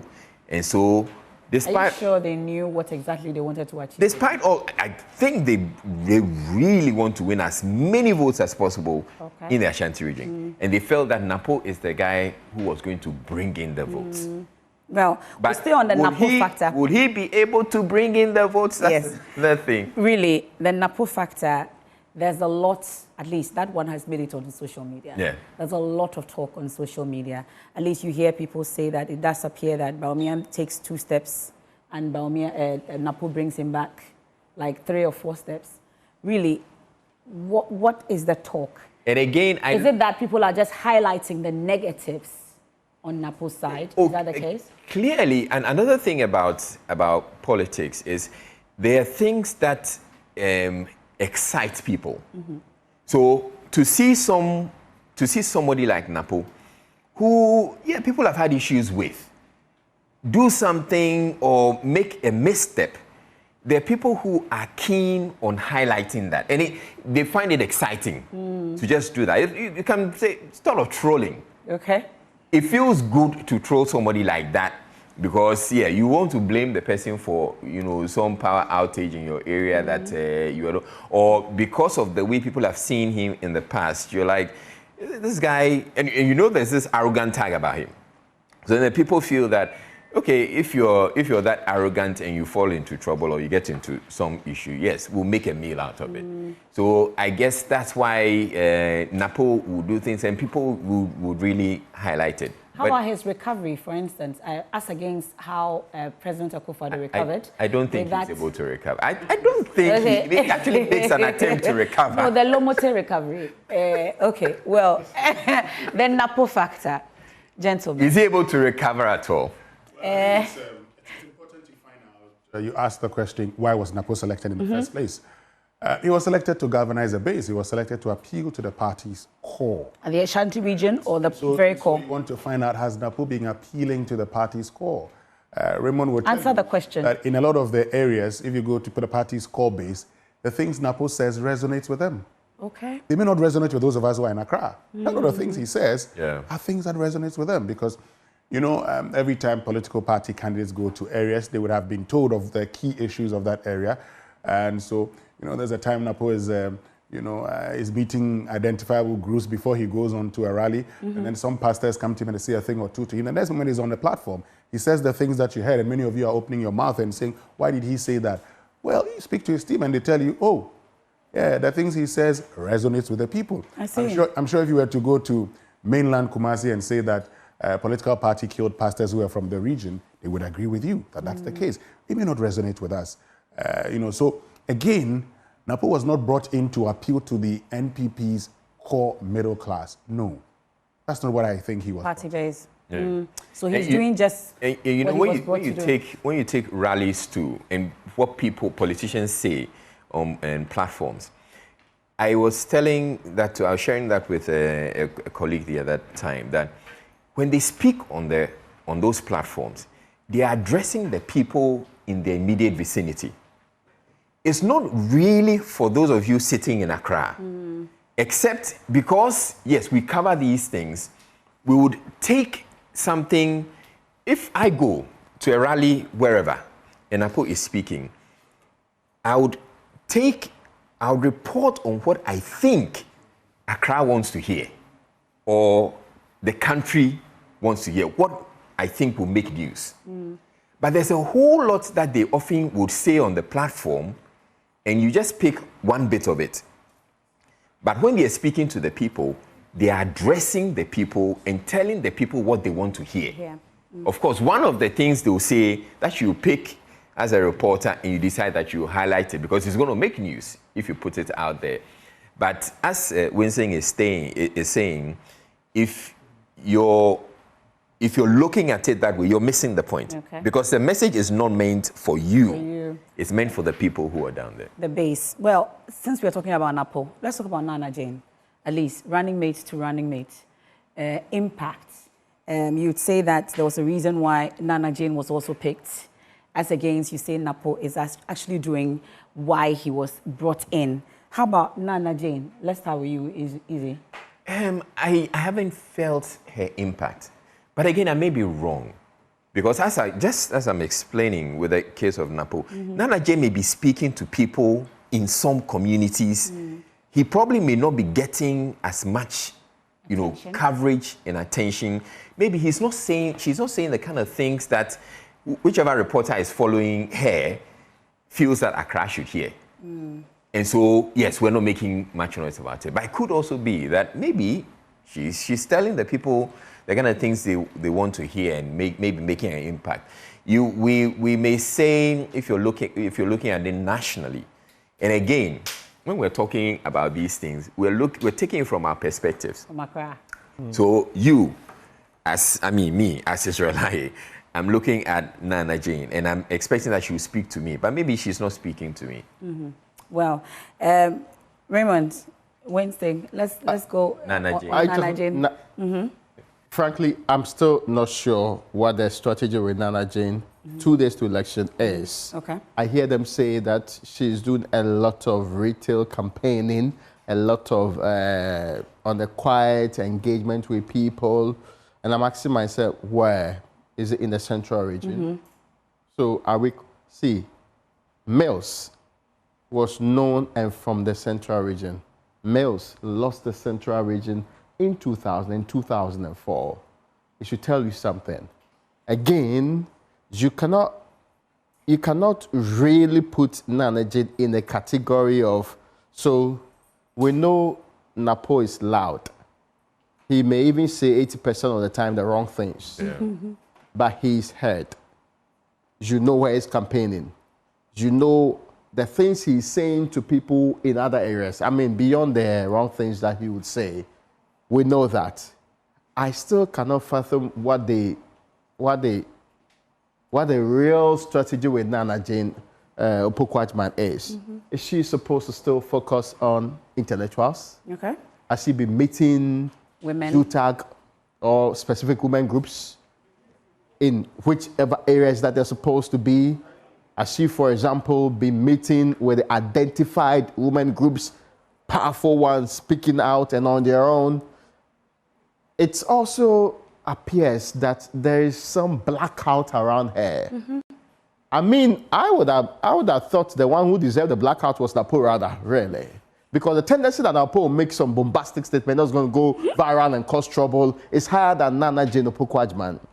Distinguished professor, wonderful academic by all standards and qualifications. But you are not sure where Nana Jane Opoku-Agyeman is currently, where she was during the campaign and where she has been. Okay. This campaign has been done on the back of John Mahama and the other people. I can bet my last bottom on the fact that Esieni Ketia has campaigned more than Nana Jane Opoku-Agyeman visibly and prominently in this election. Maybe because of the coverage or the lack of coverage and maybe attention. Because it's a strategy. Maybe, okay. No, yeah, okay. Possibly. So the strategy they say is retail campaign for Nana. Okay. I've met some of her campaign teams who told me we've been on the road for the past 20 days, campaigning, moving from community to community, moving from door to door. That is our plan. We don't want her in the news. Okay. And that's what she's been doing. But on that note, let me take a quick break. Let me ask this question before you take your break. Yes. Let's just put it within the spectrum. Who is more likely to speak to people door to door, get them to appreciate and understand issues? The professor or somebody else? And again, if you have engaged Nana Jane Opoku-Agyeman, suggesting professors are unable to convince? No, I'm not saying so. I'm saying going to the grassroots to convince people. I thought she would do the intellectual middle class conversations. I mean, maybe we do not understand this strategy properly. Okay. Yes, maybe we do not understand. It looks like all is set at the Legon Sports Okay. Complex. They are energizing the base. It will start very soon. But let me take a quick break. When we return, we'll join the dancing and the singing and the chill boys. Sisifia.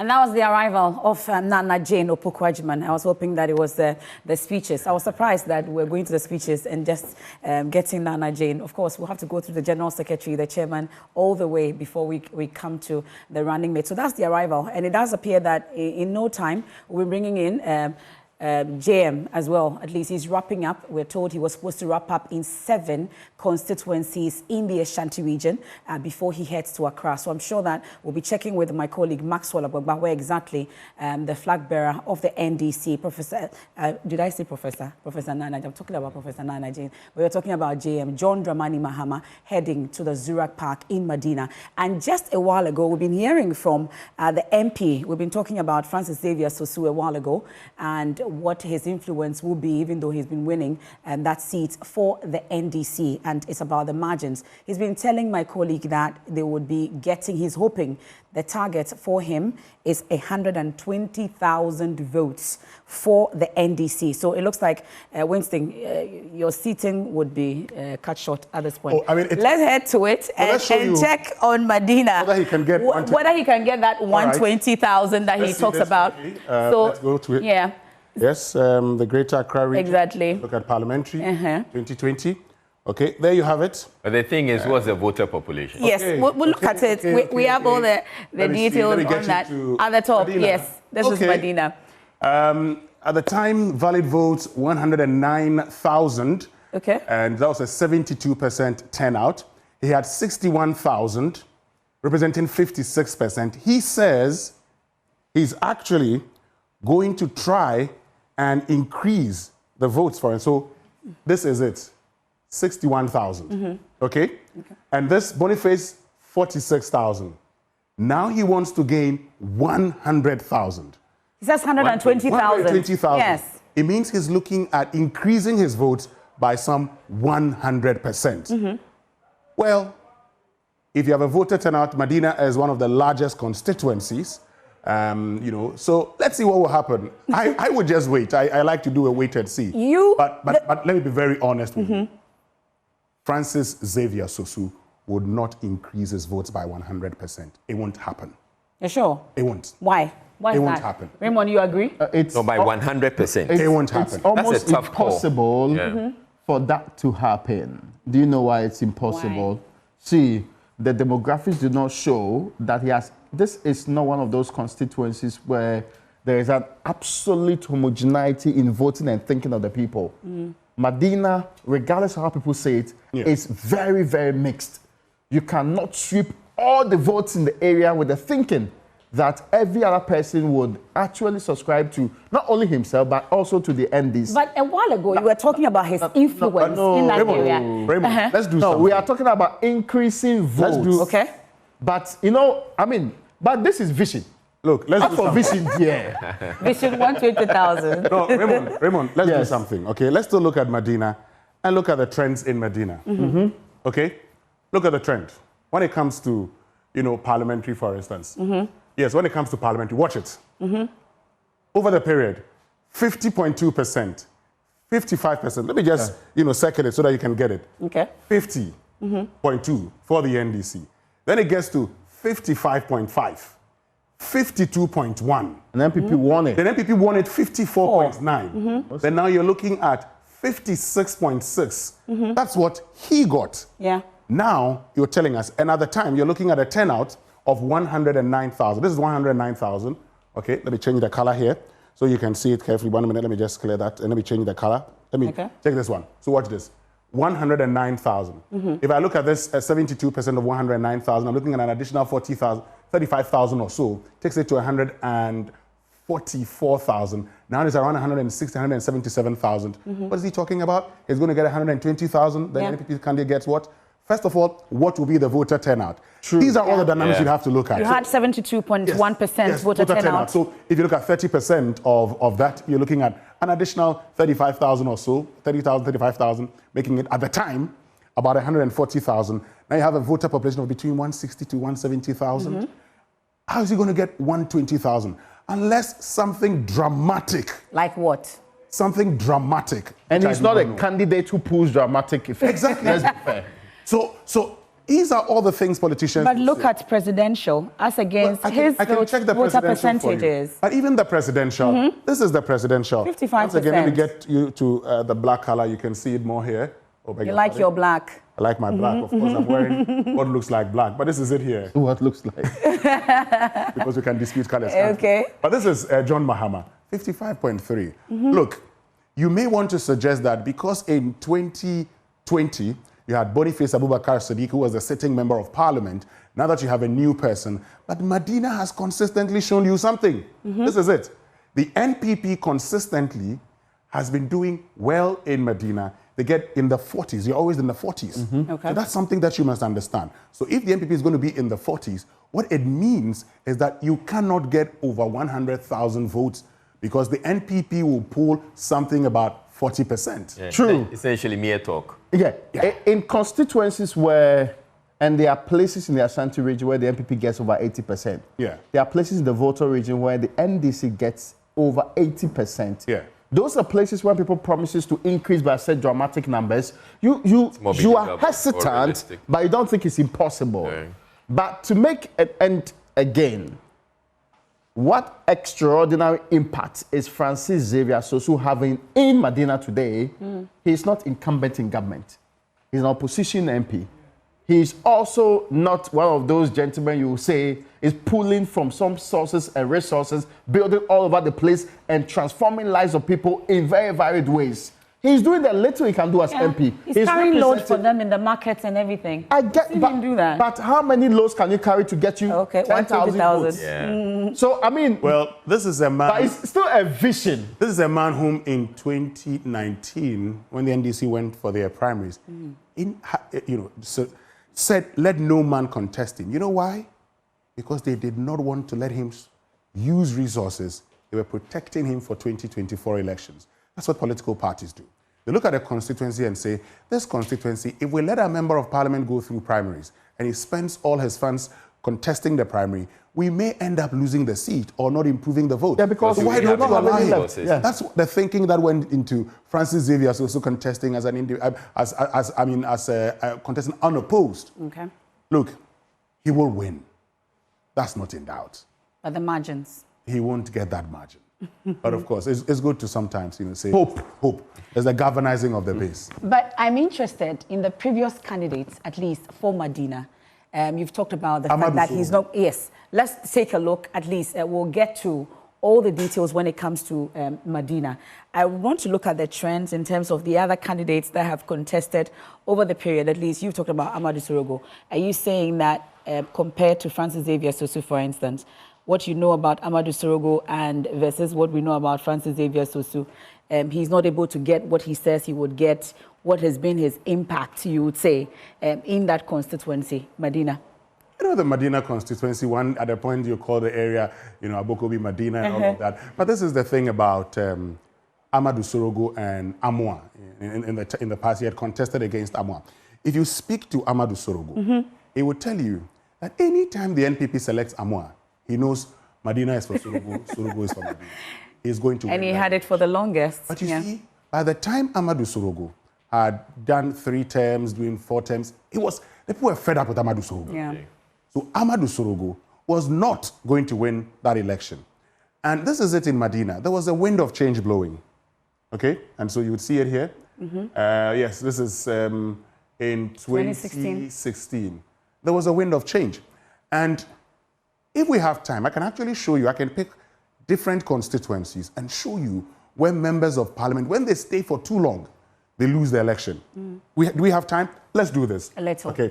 You have to clear first. Before then, let me just get everything here and move on here. So let's go to, I'll start off from an area that many of you would know so much. Let's go to, say, the Western region. Okay, let's go to the Western region. Let me get this away from you. Okay, this is the Greater Accra. Let's start off from here. Okay, then we'll select the Western region. Down there. So let's go to the Western region. Let's get That's Western North. We go to Western region, down there, blue. Pardon me. Let's get to parliamentary in 2020. And Western region will be somewhere right there. Here. Okay, let's bring it here. And let me take you to an area that you may be familiar with. Okay, let me do this.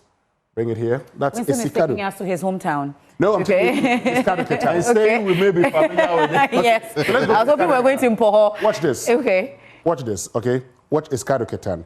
Now, this is Joe Gatti and Grace Dankwa. Watch the votes. Watch it here. What do you see here? 24,527. Joe Gatti, 26,000. That's Joe Gatti winning by 2,000. Okay? Just watch this. Let's look at the trends. And look at the percentage. That is 47.51. Watch the trends here and you'll see something. Watch Joe Gatti. Watch this carefully. This is Joe Gatti, 71%. First time he shows up. 60%. 58%. A decline. 59%, so there's a wind of change. Okay. Now gets to 51%. Yeah. Okay? But if you want to understand this further, let me just do this for you. Okay? I'll just bring you, again, I'll take you to an area that you may know so much. Let's go to Second D. Okay. This is Second D constituency. Bobo. Just note this carefully. And I'll take you to Second D in 2012. Okay? This is still Second D. Watch this. Let me take you to the parliamentary 2012 in Second D, and you'll see something. This is Papa Usu Ankuma winning with 1,100 votes. But in case you want to have a better understanding of it, watch the trends here. Papa Usu Ankuma. Watch it. 64. Okay? Yeah. This is Papa Usu Ankuma. 64. You see 67, 66, 55, 51. By the time he was contesting for the last time, he had 51. Then Mesa shows up, it goes to 59.5%. When you stay too long in Parliament, people will vote you out. But watch this. I am not done with you because I'm going to take you to another place. And this time round, you will be surprised. This is Amenfi East constituency. Okay, today it's become an NDC seat. But if I take you to Amenfi constituency, parliamentary in, say, 2000, this is what you're going to see. This is Joseph Boahin Edu winning that particular seat. Look at the margin of victory. Okay, then you go in there. Let me show you the trends. I beg your pardon. Let me bring you back and show you the trends. By the time Joseph Boahin Edu had served 3 terms, the NDC took over the seat, and it's still today. The MPP tried, got it back. And there was a decline. Yes, there was a decline. Okay, that is what happens when you stay in Parliament for too long. In fact, in a conversation with Joseph Boahin Edu, he said, I think after 3 terms, you must step down. After because 3. The people become fed up with you.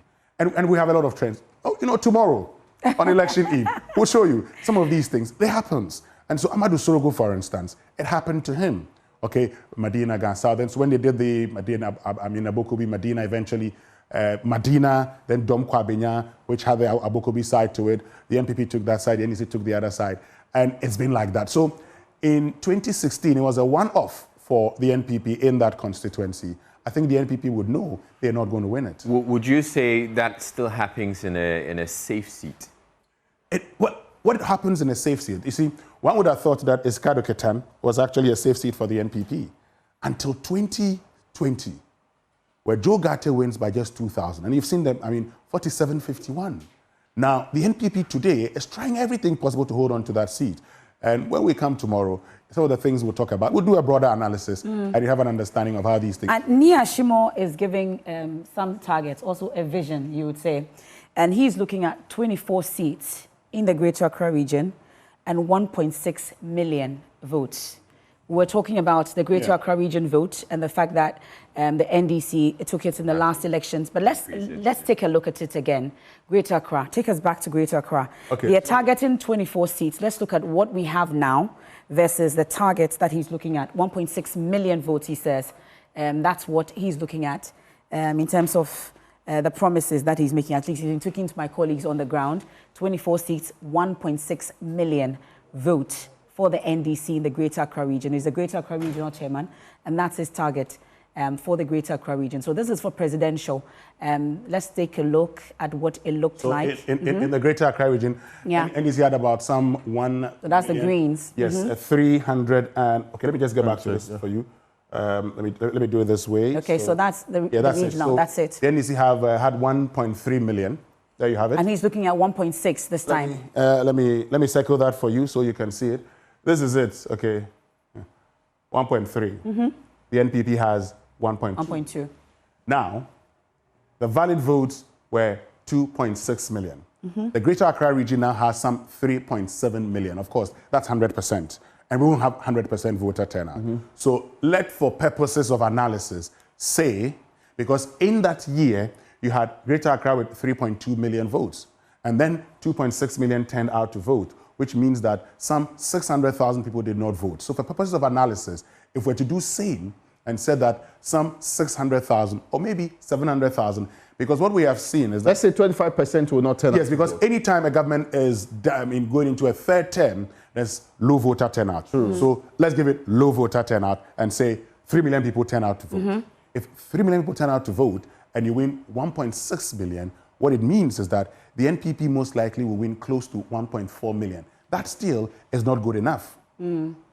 If you are the NDC, you want to... So essentially, the ambition target is not... It's not ambitious enough. Yeah. Oh, okay. It's not ambitious. You need to win more. But it's rather realistic. Because it's they not had a 1.3. very simple place to double up the numbers. Raymond, if you go at a point, just a minute, at the point where one of the regions that have felt the brunt of this government the most is the Greater Accra region. We should be working at least a 300,000 margin, not 200,000. Well, these are purposes of analysis. What may turn out on the day is that people may not show up and then people may get less, and the 1.6 million could actually translate into, say, 300,000, 400,000. So that's a more realistic target as against the target that was put out by the Medina MP. Of course, he said a realistic target. I don't think, Francis Sosu's target is realistic.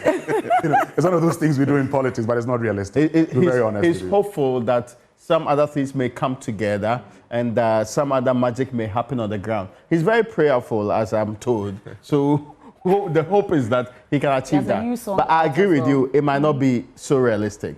The other understanding, and Medina is perhaps... Sorry, can I take my seat now? Just for a minute. Just for a minute. Come sit down for a minute. Okay, yes. Then we'll go back. Yes. You're making the man feel just for a minute. Because I wanted us to look at the seats as well. Then it says 24 seats. So let Raymond finish his point, then we can go back and then take a look at the seats that they have now as against the target of 24 seats for the Greater Accra region. It does appear that a lot is happening. Don't forget, we didn't finish with the Ashanti region. We're talking about the battleground for this particular election. So just relax a bit and then you go back and then we'll look at it. Raymond, you can finish up on that. I was talking about what makes Medina also unique. It's one of the few constituencies in the entire country where more than 65% of the population there were not born there. They are all, perhaps we call migrants. Some even outside Greater Accra and outside this country, from all the corners of the earth. Now, the contributing areas to that place, Volta, Eastern, some Ashanti, Brunalfo, Northern, Upper East, Upper West, all being the major contributors to that particular place. A microcosm of the nation, if you like, putting it in one corner. Any member of parliament who is convinced that with such an area, you sweep all the votes in such massive form, will not be realistically looking at what voting trends have been over the period, because it doesn't happen anywhere. Where you do so well, where you have massive 89%, 90%, or 80%, or something around 85%, is, as I've said, places where the ethnic demography is a bit homogeneous. And you could think that the people rally together to support a particular cause throughout, and they have a candidate that really pushes that. The people who make that also very successful are also candidates who are known to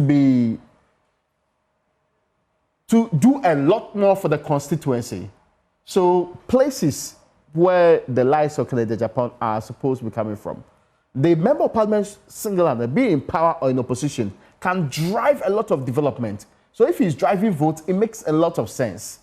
Places where incumbency helps out a lot. But places where an opposition MP is in charge, not very resourceful, but seeking among other things to turn such an area into a massive vote count may not be so realistic. Again, it doesn't mean he will not increase the votes. If you break it down, the predominant pro-NDC areas in Medina are massive, especially since they did to the Abokobi part away. So it makes a lot of sense that he can increase the votes there to, say, 70,000, to even beyond that number. It might not work out the way he wants it to be, but he can increase the numbers. Why is that also important? This project of having to get 1.6 million in the Greater Accra, I agree with Winston that you need higher than 1.6 million if you really want to show up with the numbers to go and counter other places like Ashanti. Now, Greater Accra is big, but you spread almost in the middle, Greater Accra. So what else would you do? And if you are counting on people who have felt the brunt of the economy and other things to work out for you, it might not necessarily work magic. Let me use an example. Bondholders in East Legon may be affected, but bondholders may be living in a home with a security man, with a cook, then maybe 2 children and a wife. And the entire family is 6. Boys as well. A single unit in one area in this country can blow out the votes in this area. It's about direct votes, and that's where the difficulty is. We're not counting property and competence and also educational background in this election. That is where every vote is of importance to you. So the people who might be inordinately affected by the conditions, the economic conditions you spell out, may not necessarily be the ones you can count on most. That is why everybody who's contesting election who was on today knows that, campaigning in Nigeria is nice. But, I mean, knocking on somebody's door, then talking through the intercom, then they call it, then, I mean, see, so that I can only get 1 vote. Compared to violence, where you are more likely to get into a house and get a lot more people and get the numbers out there to go and vote, compared to University of Ghana campus and all the other places, you know where to focus your campaign. That is why some of the political parties have abandoned, no, not completely, have moved a lot of their resources in the last few months out of Greater Accra to places where they feel they can counter also the impact of increasing numbers against government in this area. So that is where you should be spending on. I have not, and I think political parties have spent quality time leaving Greater Accra to chance. You think about it deeply. They think here the radio stations will talk about the economic situation. They think here the people are involved in their thinking, they can feel it, so you do not necessarily need to drum it home to them. It's true that they come to hold the conversations here, but sometimes, even when they are holding the conversations here in Accra or Asempa, they are targeting a certain constituency elsewhere outside Accra. So I hope you get the point. So hopefully, the NDC has put in place measures to increase the votes. Not merely talking about increasing votes, because those things do not work automatically. If they do so, I am still convinced making up to 2 million, it will be difficult. No, I mean, see, it's not that simple. It will take a lot of work and magic almost instantaneously for that to happen.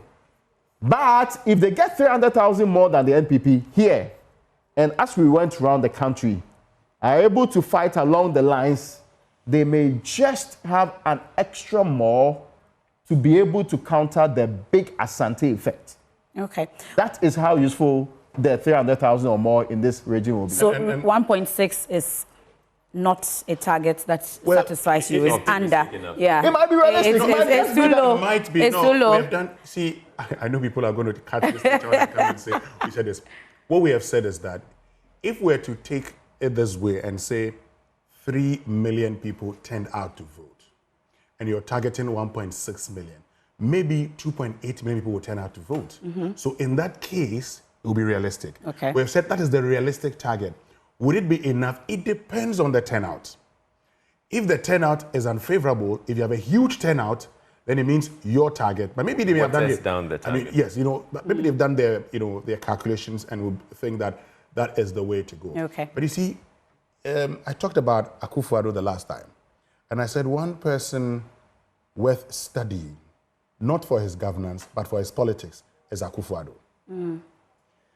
What he does is that he targets a constituency, he resources the parliamentary candidate there, so that the parliamentary candidate would improve upon the previous performance, and by extension, his presidential candidate's performance. So watch this carefully. I'll mention a few names. In Ablekuma Central is Jefferson Saki. Now, Deputy Trade Minister Dukua is in Okankwe North. Yeah. Bernard Okuboy, who lost by, say, 1,000 votes in the previous elections, Lejokuku, is in Lejokuku contesting again. What has changed this time around? At the time he was Deputy Health Minister, he became CEO of the National Health Insurance Authority, then became Health Minister. In fact, when Akufo-Addo was doing his reshuffle, he was removing any minister who had lost his primary, except Kweku Adjumameni, who was still contesting, but was removed for Bernard Okuboy. It tells you where Akufo-Addo's target is. Then you go to Adenta, and in Adentan constituency, you have Akosua Menu. And this time around, I was telling you the last time that in the 2020 elections, you saw, for instance, that Israel, remember we had the battleground conversation. You saw at the time how the opposition candidate was more resourced than the incumbent candidate. That is not the situation this time around. A fixing of roads and leaving the road in front of his house. So what you see today is that while the NDC still has the advantage in the Greater Accra region, the NPP may be doing something. And along the campaign, they actually had the spouse of Napo. I didn't know she was gone until she started campaigning in the Greater Accra region. True. Okay. I didn't know that. True, myself. And she started campaigning along the coast. That's how she was deployed. So, look. I think that we should go to the Legon Sports Complex because the incumbent MP, Lydia Al-Hassan, is currently speaking, addressing the crowd. I'm curious. I want to hear from her. Let's go there.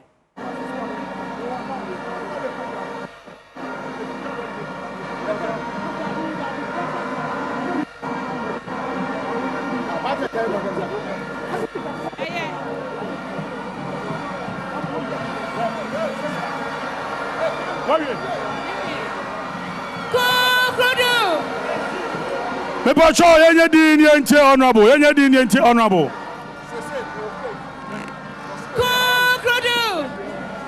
Kukrudu. It is yeah party, APP party. Yeah na promo say ye be koye nim, say Ghana mai be koye nim, e daya komaso. Ye nim senior APP government. NPP party, you're prioritizing education. Yenim senior yen sending enyepe. Senior yeba abaimo. Na technical schools nina ye empty. Na yen numa amount to make SS. Yen numa amount to make university. Na kawomu ketre. NPP government equipping investing heavily. And NPP equipping all the technical institutions. And Ukoha. And Ukoha. Technical schools in Yana, and why Yamagu Hobebre. NPP government is prioritizing health. And constituency Moha. Prisons for Omuni Hospital. Nyamia Dom constituency Moha, NPP Abai, SC Hospital, and they are prisons for our constituency. NPP Abai, and prioritizing Emma. NPP Abai, and making sure, sir, Emma ni memenina benya equal opportunity. Yema scholarship, Yema 50% Emma, Yema 50% Emma. NPP abai and Amaya Kwakowo, yeah, president, yeah, former president, and introduce you free maternal health. Na Dr. Baomia, Yamia Dom Namuma president, Oba Bebiemu Bebre, Oba Bebiemu, NPP abai, Ganama Edaya Komaso, and Noti, yeah, sister. Yeah, sister. Foreign minister. At the NPP abaya and Nanyamia Dom. Yeah, Yinya or da Commonwealth Noa. Na Ghana NPP Obao.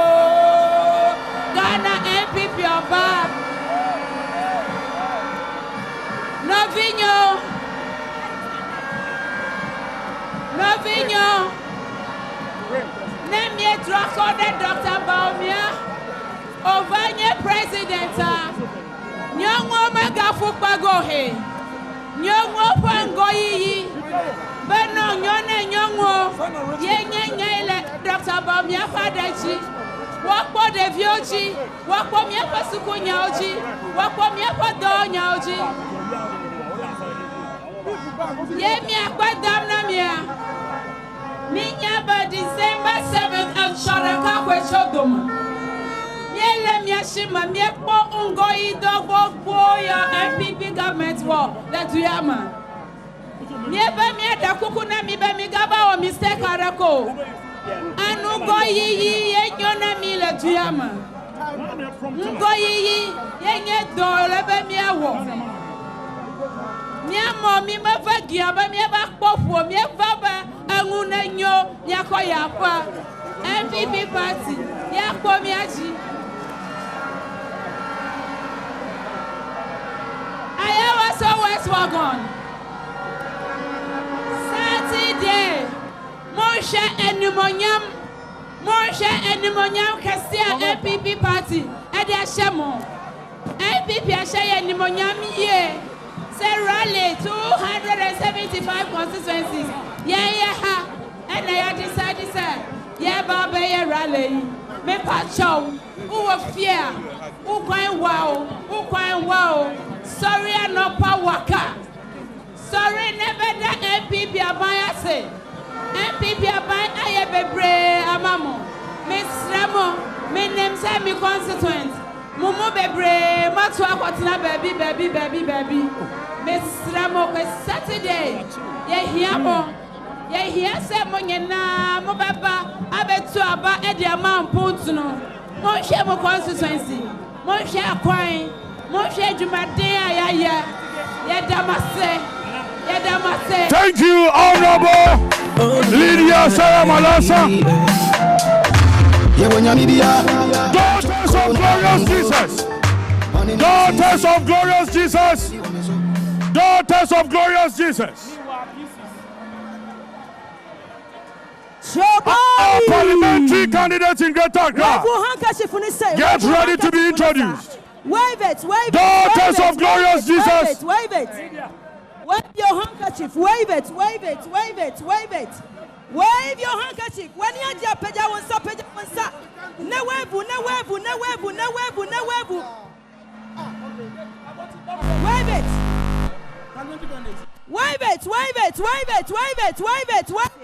it. Hey! Come on. Yes, sir.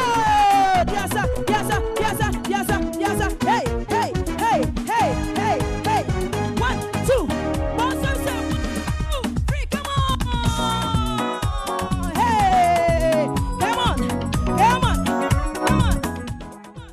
There was the West Wagon, Lydia Al-Hassan there, addressing her constituents at that rally. I'll take you now to the Zurich Park, and we understand that the flag bearer of the NDC, John Dramani Mahama, is just arriving at the grounds. Let's just catch a glimpse of that, of his arrival. Now we have both, pictures on your screen as we speak, as Daughters of Glorious Jesus perform. KM is also arriving. And that's the arrival of John Dramani Mahama to the Zurich Park, all the way from the Ashanti region. After spending 3 days there in the Ashanti region, he's just arriving at the rally grounds, the final major rally in the company of his wife, Lodina Mahama. There's been a lot of talk about her absence on the campaign front, and they are just arriving at the Zurich Park for this final rally. Remains to be together with a team that were in the Ashanti region with John Dramani Mahama. And this is how we'll be doing it. We'll be shuttling between the two grounds in terms of what's happening at the Zurich Park and the Legon Sports Complex for the two major final rallies right here on your election headquarters, interspersing it with analysis right here, backing it with all the figures that you need to know when it comes to our election coverage right here, special coverage of the two major final rallies at the Zurich Park, Medina, and then also the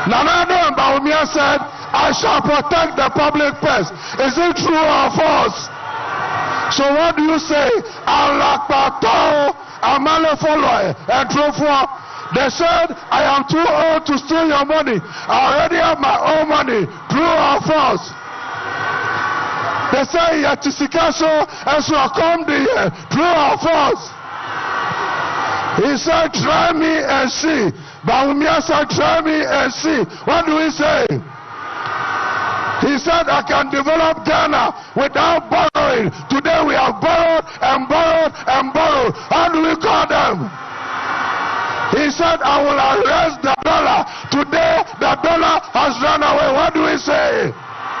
So when you go to the ballot box, remember that these people, they are alakpato, they are liars, they don't tell the truth. Omo didn't draw, omo kanokre, and ballot for the German. Oh, what for Shikaya? What for Shikaya? John Dramani Mahama. Then you know.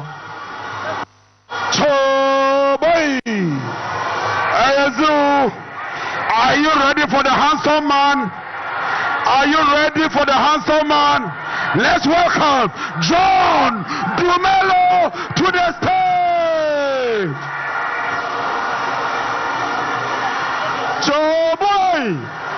Choboy, Ayazu.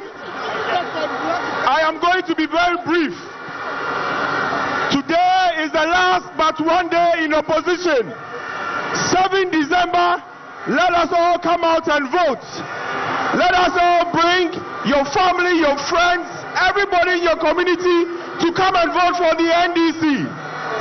Let us send the elephant battle into the bush. Choboy, Ayawasu West is coming under NDC on the 7th of December. Dominic Wabenya is coming under NDC on the 7th of December. Greater Accra, we are sweeping it across. Choboy, when they bring the money, take it. When they bring the rice, take it. When they bring the salt, take it. When they bring everything, take it and vote against them. Because 7 December, we are resetting Ghana to the right direction. Thank you so much. I love you and I die for you.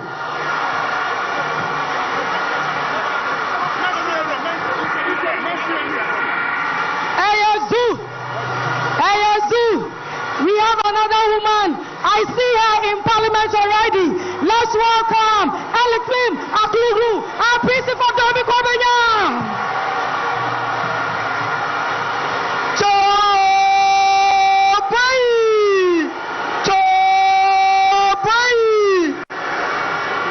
Ghana for ya dear.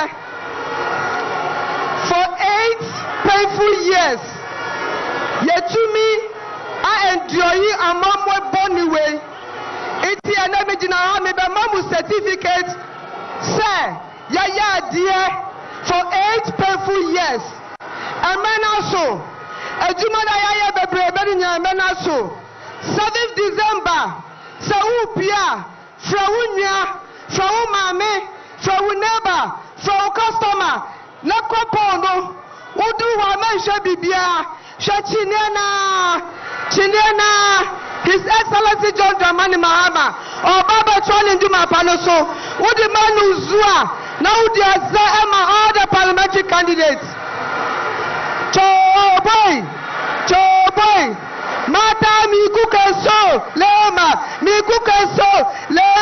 Muba Muso, Kukudu me Betty Fuska, Jama Muna Gore Muku, Aki on the Kuyina, Tamuna Yake, 7th December, Nkuta Kujifa Koruana, Kutuna His Excellency John Dramani Mahama, Sakujefa Kuria, Kubai all the parliamentary candidates across the entire country.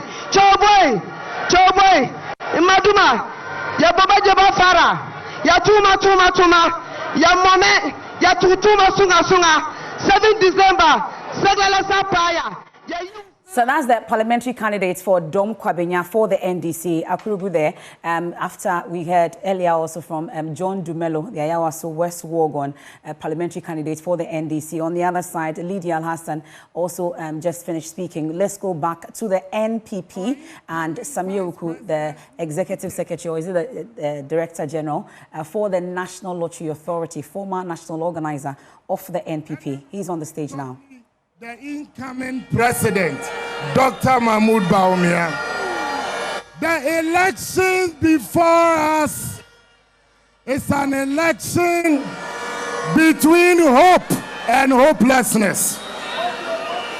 The election between us is a contest between the future and the past. The election before us is a destiny vote. Minianum obi wa ona wo hwemina abatu na da yanim no yeda chiaba ballot paper ne so free SHS the number 1 our ballot paper ne so ballot paper ne so wajuma sam the number 1 our ballot paper ne so ballot paper ne so the mining sector any nyuma yebe bie ediama mebu ewo the number 1 and a ballot paper ne so Dr. Bawumia na po sika omso mbamana bayen sam as mnantia ne mabawa the number 1 wenya batwa ye nkukon ketenketi abatuo abatuo we enye nkukon ketenketi abatuo na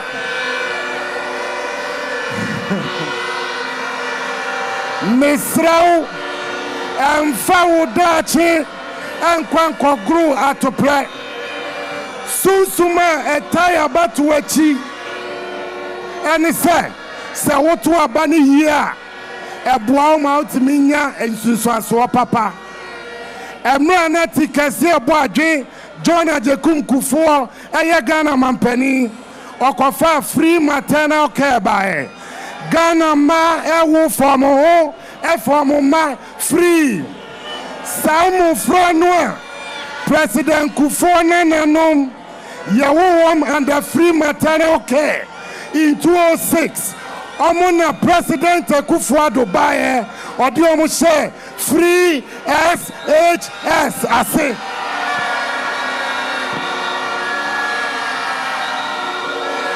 anuti abatuono misramo wei enya batua obi ka kire o se mechi nkukọ 3 de agu nkukọ buo mama o ana yanko 9th club yen running shift 8 to 12 1 to 8 9 to 2 dabi eya batua wo hwa wo da chia ba no na wabosom paye na Nyankopon so aboa amanetime awie medema samu ba wieye memamu 2 quotations Nyankopon anya ne niam akwa ballot paper ne so no eye Nyankopon ma ne nyina da number 1 Nyankopon ma ne na omo da number 1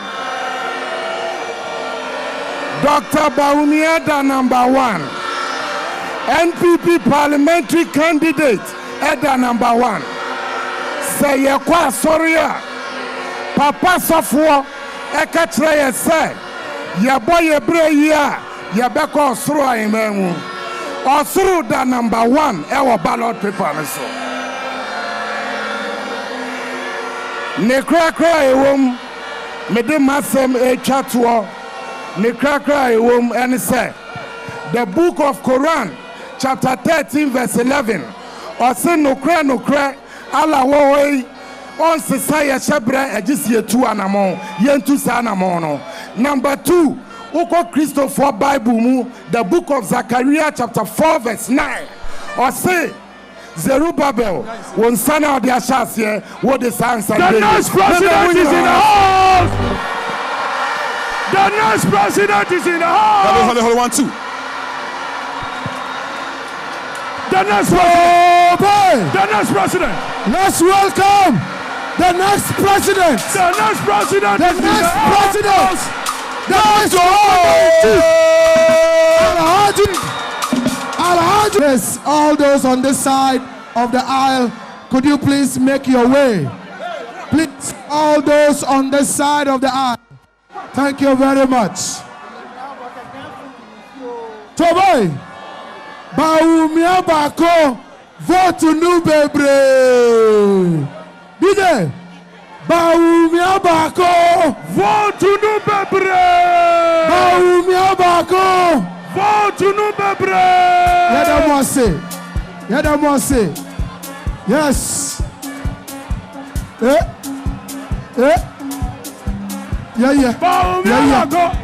Vote to New Bebre. Baumia Bako.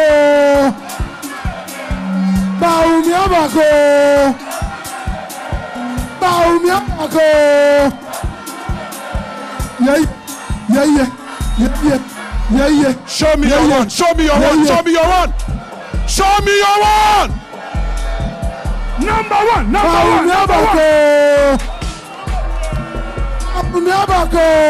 Fortune Bebre. Fortune Bebre. Yeah. You're number one. Show me your one. Show your one. Oh, my Bako. What to Bako? Number one. What to Bako? Fortune Bebre. Baumia Bako.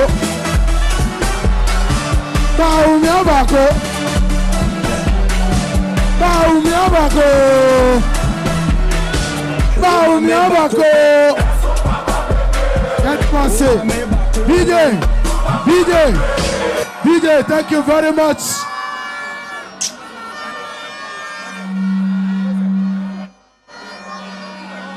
Thank you, DJ. At this point, Toboy, I want you to listen carefully. At this point, we are in our midst the great president of our party, the great president of the republic, the president, the man of vision, the president, the man of vision, the SHS president, the man of vision, His Excellency, president, the commander-in-chief, the commander-in-chief, President Nana Addo Dankwa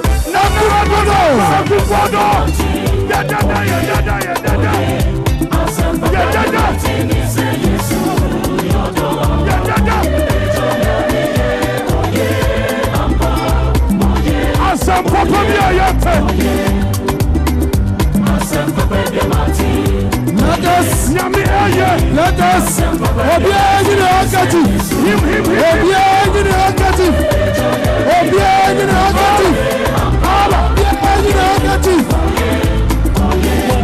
Mr. President.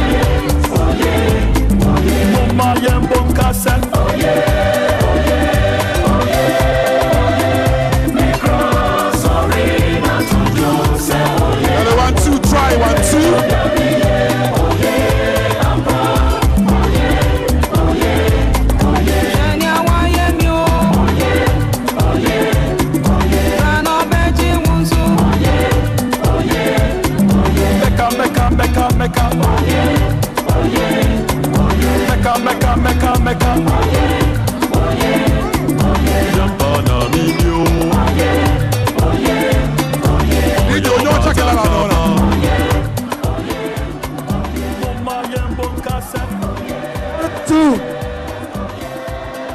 His Excellency, the great president of the New Patriotic Party, our president, our commander-in-chief, ladies and gentlemen, our commander-in-chief, His Excellency, the one and only president.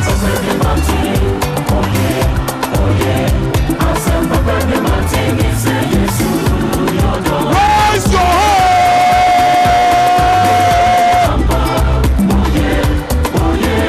Let me see your honor.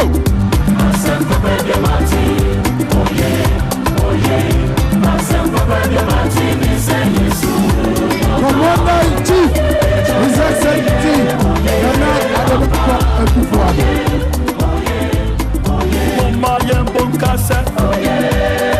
Sydney, get ready. The party anthem. Sydney, get ready. The party anthem. We are the New Patriotic Party. The big elephant here is the winning symbol. We shall win to continue the good works of the MPP. Sydney, are you here? Sydney, are you here? We are the New Patriotic Party. The elephant is the winning symbol. But people, are you ready? Handkerchiefs! Handkerchiefs!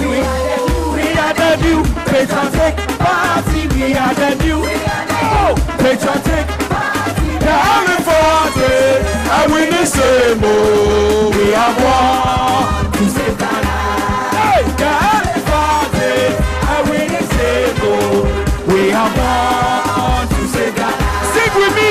We have won to save Ghana. We have won to save Ghana. Hey, the elephant is a winning symbol. We have won to save Ghana. The elephant is a winning symbol. We have won to save Ghana. Here we go. Joe boy, Joe boy, Joe boy. Are you ready to wave your flags? Are you ready? Go. Oh, yeah. Oh, that's right. That's right. Are you loving it?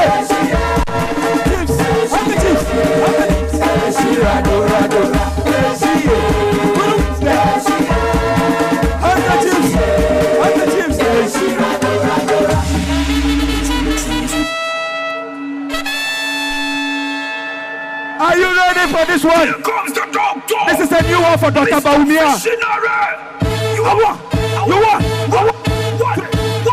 Are you ready? Solution for the future.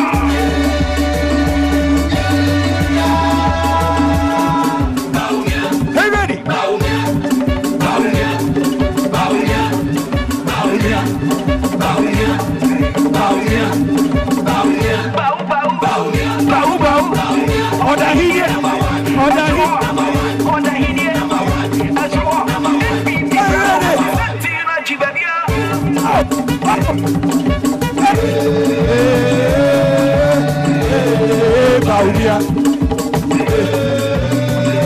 That's right.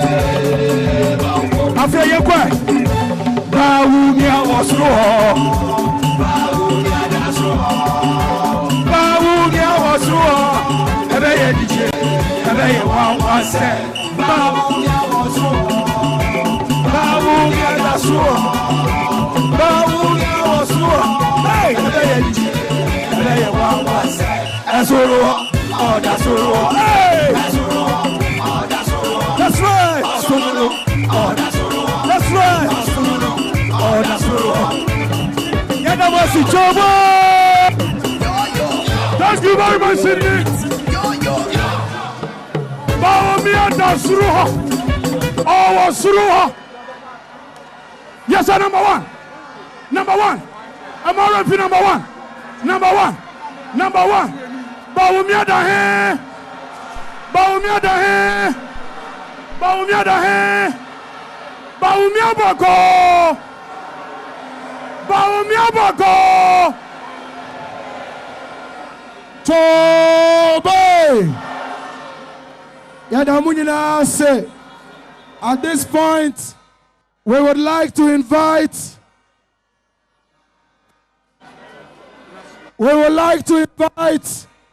the national chairman of the New Patriotic Party, Honorable Stephen Ayesu Intim. 7, Ayesu Intim is the national chairman. Holy Ghost fire, burn them more. See we later, more success and more money and more show. The national chairman. Kukrudu, Kukrudu, and Kukrudu.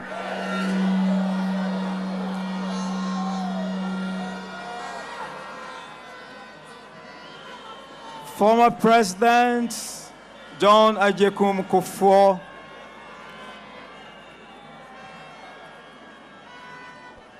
the sitting President Nana Addo Dankwa Akufo-Addo, and Mrs. Akufo-Addo, our flag bearer, soon to be pronounced President. Very, very soon. And I mean very, very soon. To be pronounced President. And his wife, looking at me directly in the face. Napo, and Mrs. Napo.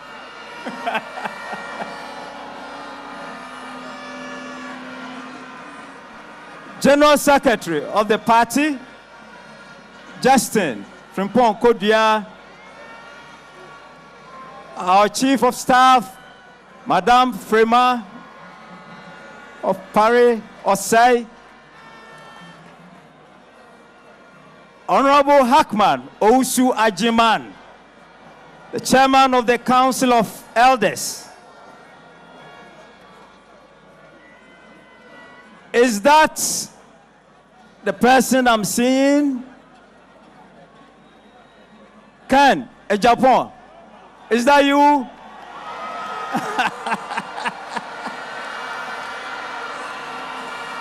Is that you? You haven't answered. Shally, Ayoko, Boche, Henry, where do I end? Kwabina, Japan,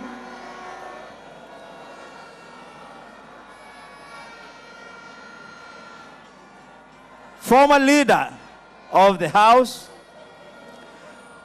Kukrudu. Who am I going to leave out? Everybody on the stage. Ayemi enije bebre se ene yeshia anajui bene me friend anaju adia sanwie. Enso momentum a yekura edi gina ha diti ha no. E kire se MPP is very much alive. The New Patriotic Party is very much alive under the presidency of His Excellency Nana Addo Dankwa Akufo-Addo.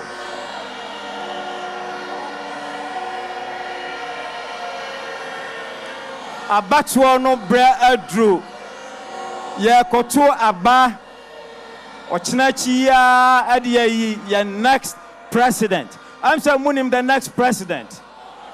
Do you know the next president? Do you know the next president? Wow. So I'm not the only person who knows the next president. Everybody knows. Wonderful. Now, share yeshia enei, and yes, ye nim yahun yabeshio. Ye nyina ye nim yehu. Ye nyina ye nim yehu. Namum efe se ochinachi ya yakoto aba na yebesa yeshia se oba bako eyemu ma to accept our faith and our belief in the new patriotic party. And Sana Yakwakoyi, your next president, in the person of Alhaji Dr. Mahamudu Bawumia.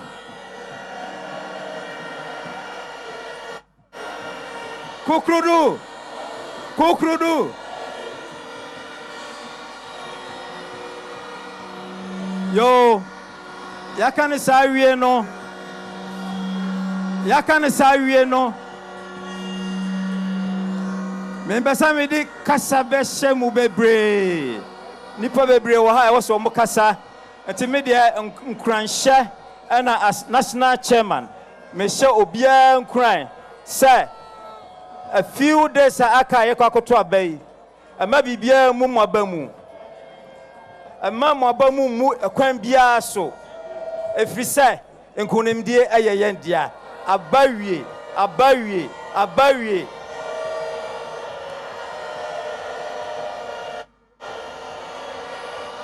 Achinye jebia ni ho obia ntimi nje sa victory no ho achinye. Nkonimdie bia ni ho. Mitimi kasa time waso. Mitimi kasa time waso. Time waso, time waso. Kukuru wode me fa kasa nhyemo.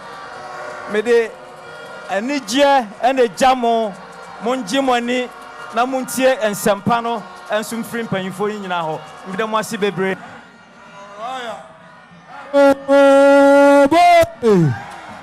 Yes, sponsor boy share your national chairman Mumzano. Wakasa. Toby, at this point, Yebetunsa Afre, the young, dynamic general secretary of the new patriotic party. General secretary. My general secretary. Everybody's general secretary.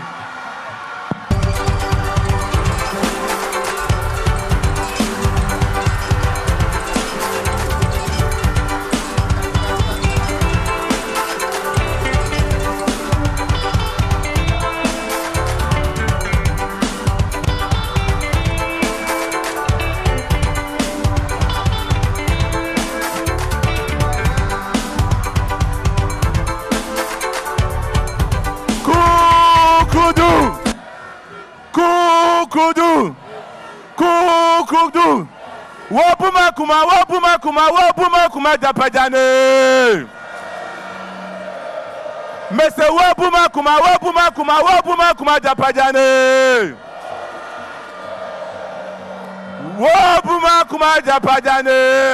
Wapuma kuma japajane.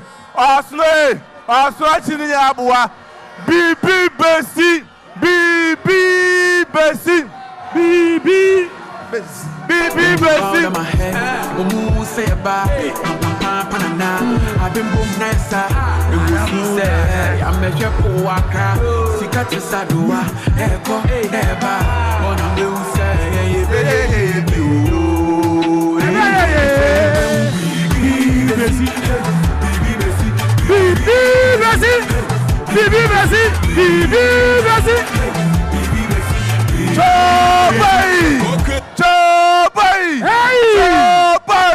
December 7th.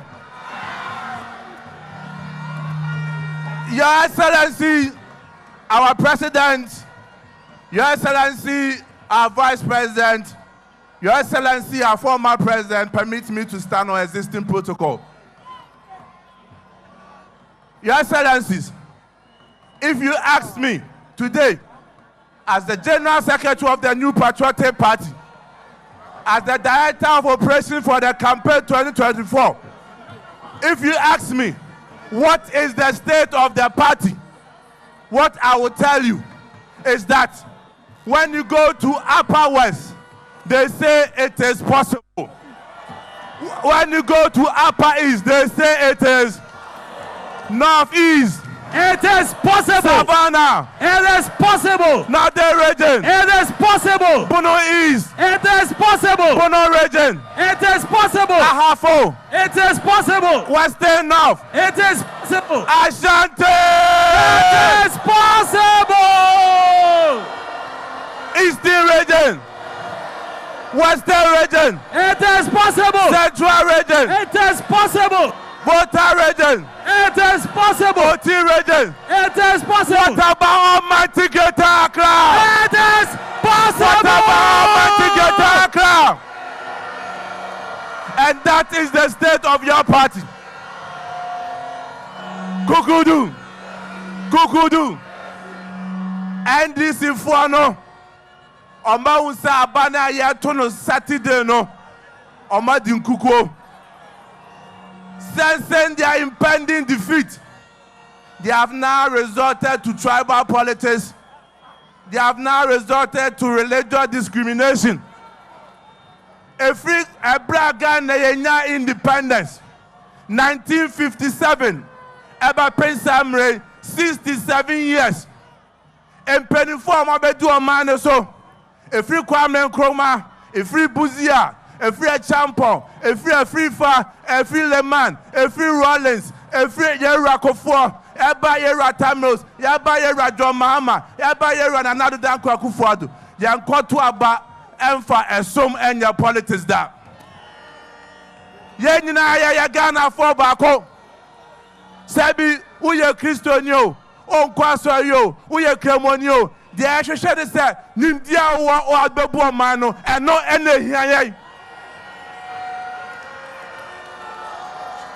And no any here. Kukudu, Kukudu, Kukudu.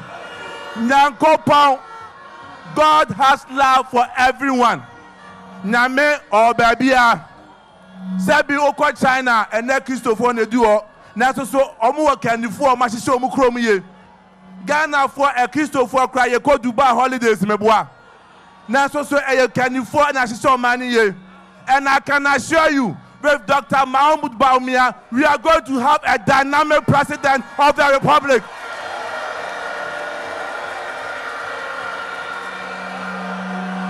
Kukudu, Kukudu, Kukudu, Muntie, Muntie. There ya Medina said, campaign ya no, NDC for intimate challenge about me, the fish na wama Ghana. It's a say out there, brown man, or Muntim Castle or Bois. Nimdia one or Muntim Castle or Bois. No mom, cheap politics, religious discrimination, and Obasoma. Yampene, Yambaninsi, December 7th, Saturday, Ayanim Diabato and Yakwakoto, and now religious discrimination. Onyanom, the Medi Jamon said, we are winning the elections. We are winning the elections. We are winning the elections. We are winning the elections. We are winning the elections. We are winning the elections. We are winning the elections. Nothing can change it. Nothing can stop our victory. Nothing can change it. Nothing can stop our victory. Bawumia is the incoming president. Bawumia is the incoming president. Nothing will change it. NDC cannot stop it. Choboy, Choboy, Kukudu, Kukudu. Yera Bawumia. The Ghana force young country on the side. Abaya kwakoto no dachi abanye koto pani bia ka se mi o se amayoni se o mani tumi a hwe se obesabo wani ma obesere otumi ni biem ye koto aba ye to ama Bawumia enim se ye Rallies Bawumia 2028 obesaba ye nim biem Yera kokwa ketenkete de one samba yenumbium. So when you to me now, he will never be accountable to us. If he said 4 years back and obey me ako. Asama ye busa Ghana for one say 4 and 8 then I'll pay. 4 and 8 then I'll pay. 4 and 8 then I'll pay. 4 and 8 then I'll pay. And 8 no and I didn't kunim. We are going. Heaven knows where we are going. We know we will get there. Heaven knows how.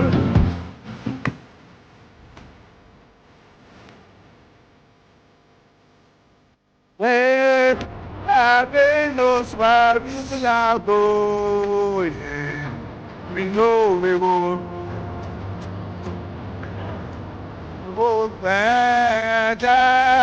Heaven knows how we will get there. We know we will.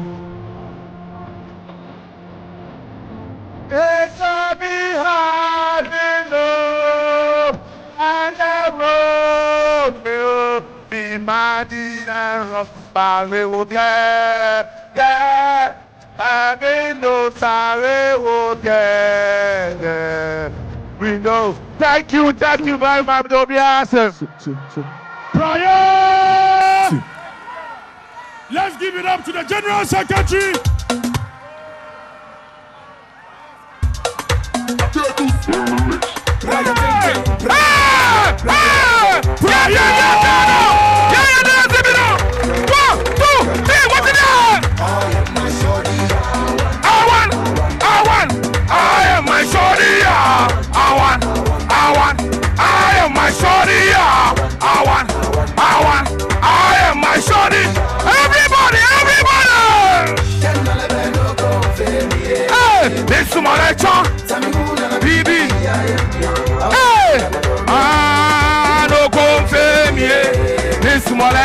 Tell me who na BB.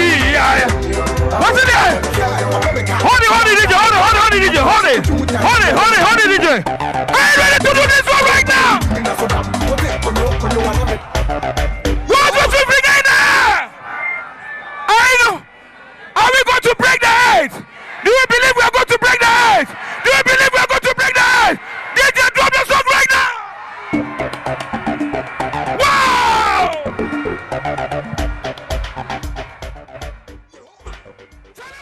And just gone by at the NPP rally, we've just heard from the General Secretary. Prior to that, we heard from the chairman of the party, Stephen Ayesu, and then also Justin Frimpong-Kodia. Currently, is a performance by Prior Titia. Let's check on what's happening at the Zurich Park for the NDC. Hello! Do we have our sister Teresa Winnie here? Are you ready for Teresa? Obana! Obana! Give it out to her. Let me see your head. 1, 2. Cho. Boy. Subway way. Enti me to Osurunase. Are you ready? Cho boy. Cho boy. Cho boy. Yesu, we are Mizu. Are you ready for power? Show your hands. Show your hands. Show your hands. Show your hands. Show your hands. Yesu, we are ready to reset the nation. We will not toy with the destiny of our nation any longer. Yesu, are you ready to sweep voters to the police stations? Are you ready to sacrifice your time? It is going to be worth it. The child that needs a pad is pleading with you. The market women are pleading with you. Those whose banks have collapsed are pleading with you. Let's vote for change. Let's vote for change. Let's vote for change. Okay, good enough. Oh boy. We are sucking the elephant to the bush. Thank you, I love you. Thank you, and the people of Accra North are grateful. Thank you. Are the people of Adantan here? Adantan to the world. Adantan, let me see. Adantan, you have the finest MP. Let's welcome our Member of Parliament who is still maintained.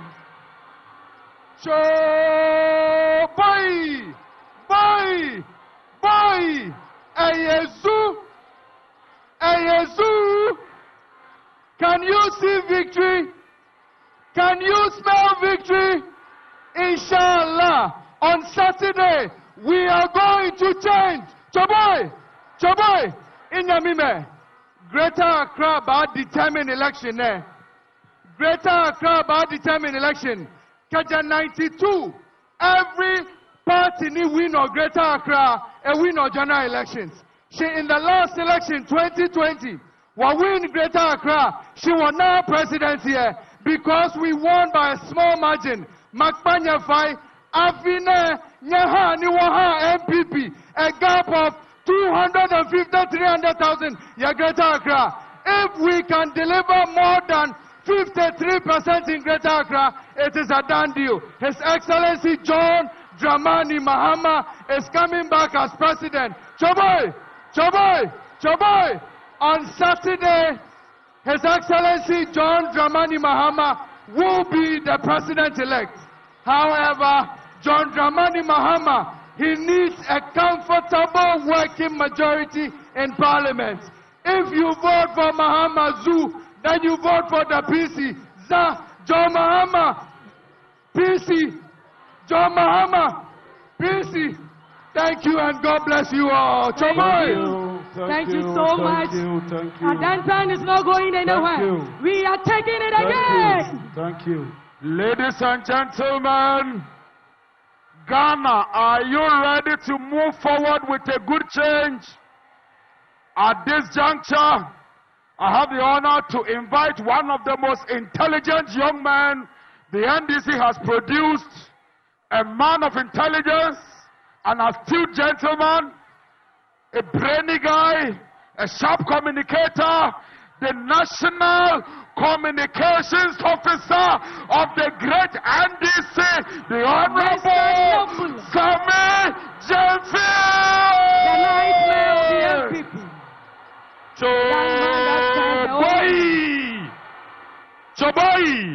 Choboy, Eyezu, Abusiafo anaya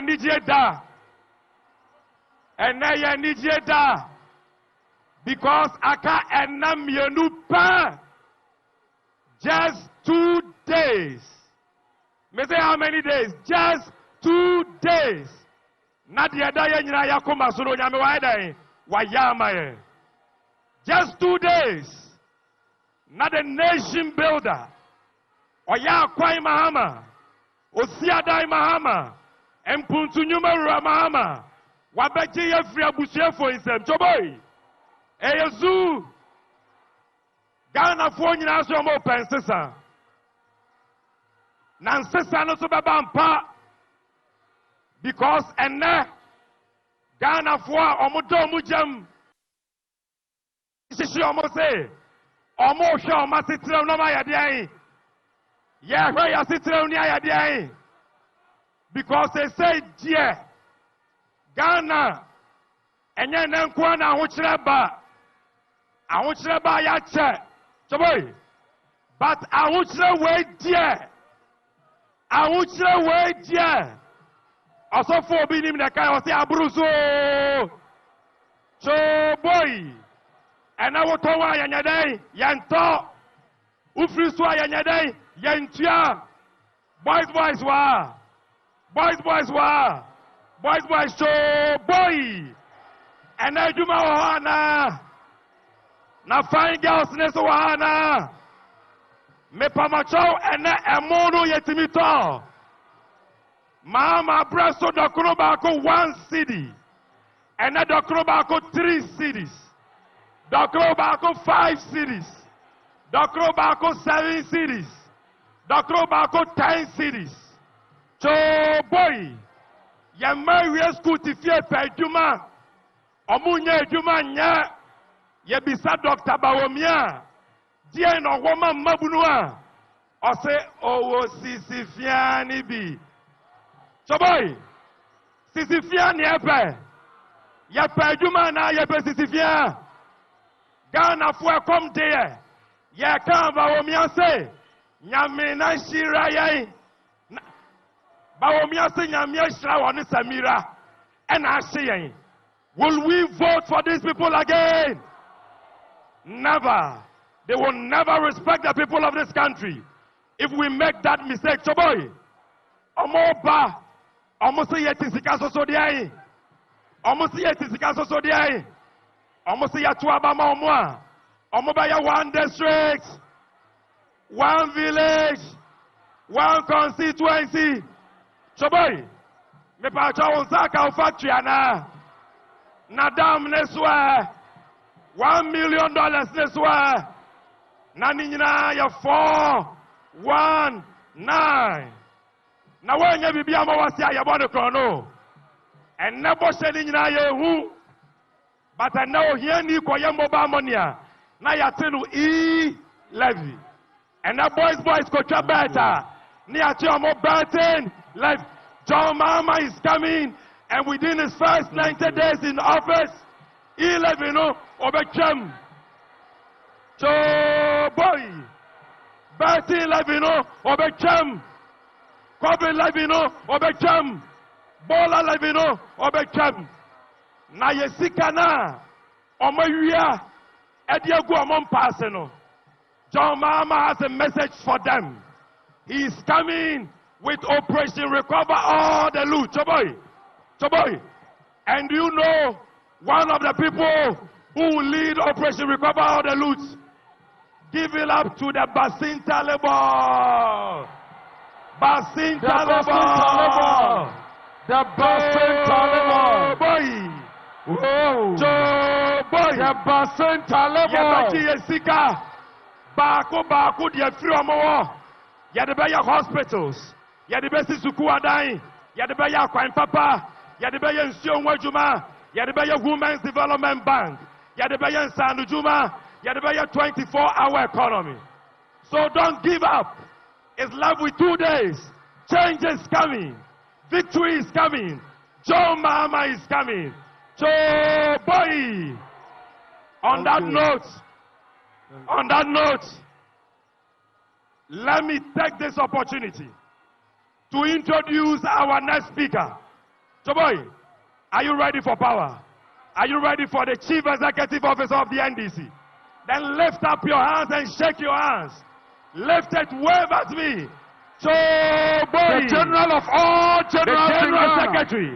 The General Secretary. General Idi Amin is under him. Secretary. General Idi Amin is under him. Honorable. The General of the NDC. The Chief Executive of the NDC. The General Secretary. Both are raising make some noise. Whoa, let's welcome the Honorable Fifi Fiave Kwate.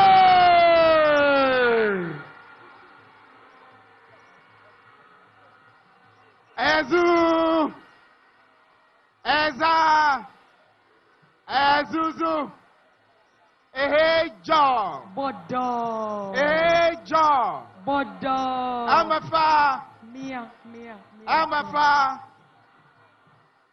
Mauana, Nyala wono, Alasewa, Yona wo, Mauana, Nyala wono, Alasewa, Yona wo, Ojika mega, Tobo wo. Nele Yesu bako Mauana Nyala uno Zialesiwa Anyona. Thank you. My song just says that once you stand by the truth, God will fulfill his word. And the word of God concerning December 7 is that Ghana is due for victory. Ghana is due for change. Ghana is due for the coming back of John Dramani Mahama. And no power will stop it. I want to just spend just 2 minutes, especially to talk to the young people of Ghana. December 7 is for you, the young people of our country. You have seen over the last 8 years what has happened to this beautiful country of Kwame Nkrumah and of Jerry John Rawlings. The suffering, the pain, the disappointment, the loss of hope, the total pain that has taken over our country. On 7 December, you need to come out in your numbers and make a statement once and for all that enough is enough. Ezu, your statement on Saturday must tell the MPP and the rest of the world that enough is enough. Ezu, don't take it for granted. The victory has not yet been won. We need to make sure that every single one of you takes it all the way to the very last minute of Saturday. Because the people we are fighting are desperate for themselves and will do anything to stay in power.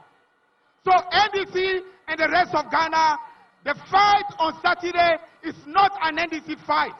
It's a fight for our country. We need to make sure that Ghana finds hope again on Saturday. The future of our young people depends on the victory of NDC come Saturday. Ezu, Saturday is a day of destiny. Saturday is a day where Kwame Nkrumah, Jerry Rawlings, Prof. Mills, all of our ancestors will be watching to see how ready you are to fight for our country.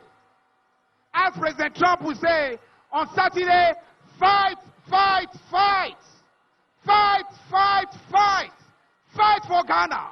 Fight for the soul of Ghana. Fight for the victory of this beautiful country. Because if we make the mistake and Baumia wins on Saturday, this country is virtually gone. MPP will say you can do anything and still manage to use money and steal an election.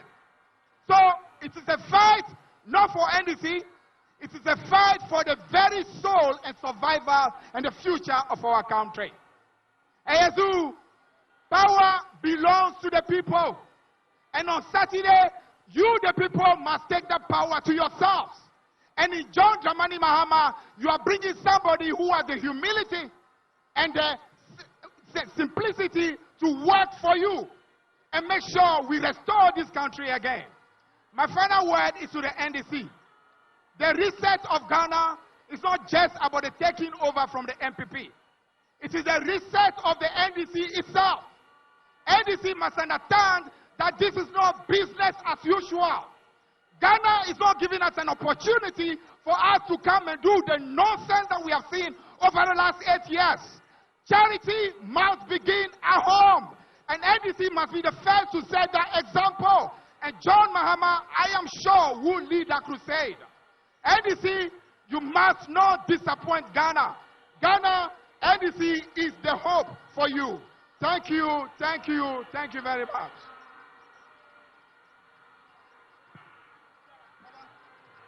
Thank you. Thank you. Give it to the Honorable Fifi Kwete, the General Secretary of the next ruling party, the NDC. Ladies and gentlemen, we are getting to the peak of the program. We are getting to the climax of the program. At this juncture, we are going to call on the giant slayer, the executioner, the general of all generals. General Idi Amin is under him. General Petraeus is under him. Hey. All the chairmen are under him. Hey. He is going to deliver victory for us. The NDC is going to win the next election. Victory! Under the chairmanship of the general of all generals. By inviting the general, let me invite the campaign manager, Professor Joshua Alabi, to come to the stage with the chairman of the great NDC, General Asiedu Nkatia.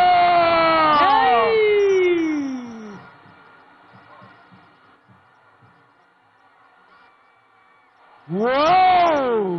Whoa! Whoa!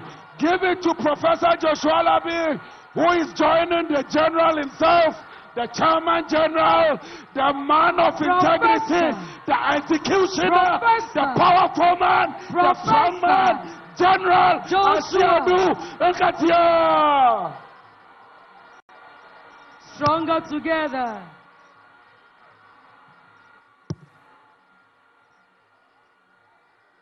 Hey! Hey! Thank you very much. For the past 2 months, we've mounted a campaign never seen in the history of this party since 1992.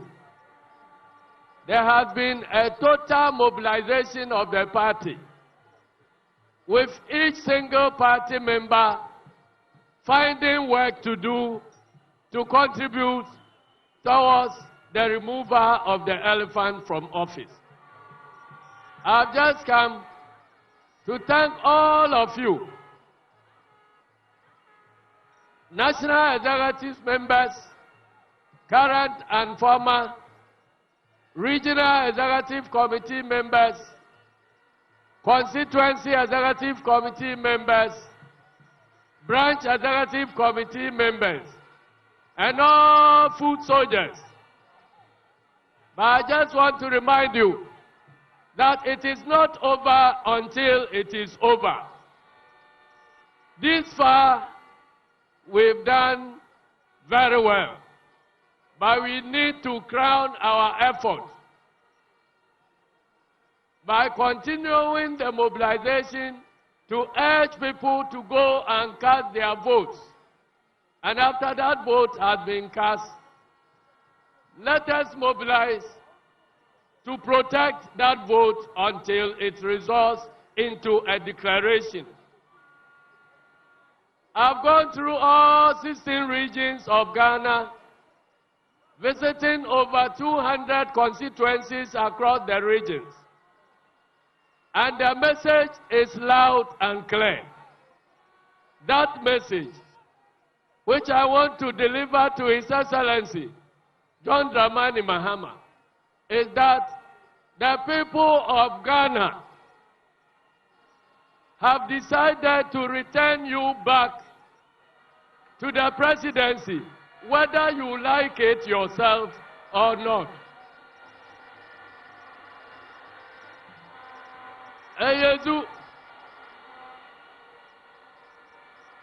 And there is another message,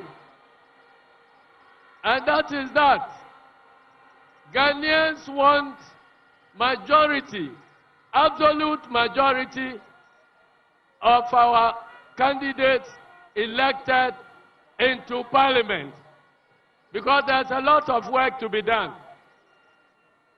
We need a strong majority to be able to undertake the institutional reforms that are necessary to reset this democracy. And so, ladies and gentlemen, the elephant knows this. Nana Akufo-Addo and his team are riding on the back of a tiger. They fear to get down, otherwise they could be devoured. But tell them that the longer they remain at the back of the tiger, they will still die anyway, because they will die of hunger and thirst. And so, the message is clear. Let them get down and face the consequences of their own actions for the past 8 years. But they are very, very unrepentant. Even with only 48 hours remaining, they still want to conduct themselves with impunity. Everywhere in the past 1 week, wherever NDC has been trying to organize a function, they use state powers to undermine that. But let them understand this message, that whether we hold a rally or we don't hold a rally, the people of Ghana have decided. And the decision is that John Dramani Mahama is the next President of the Republic of Ghana.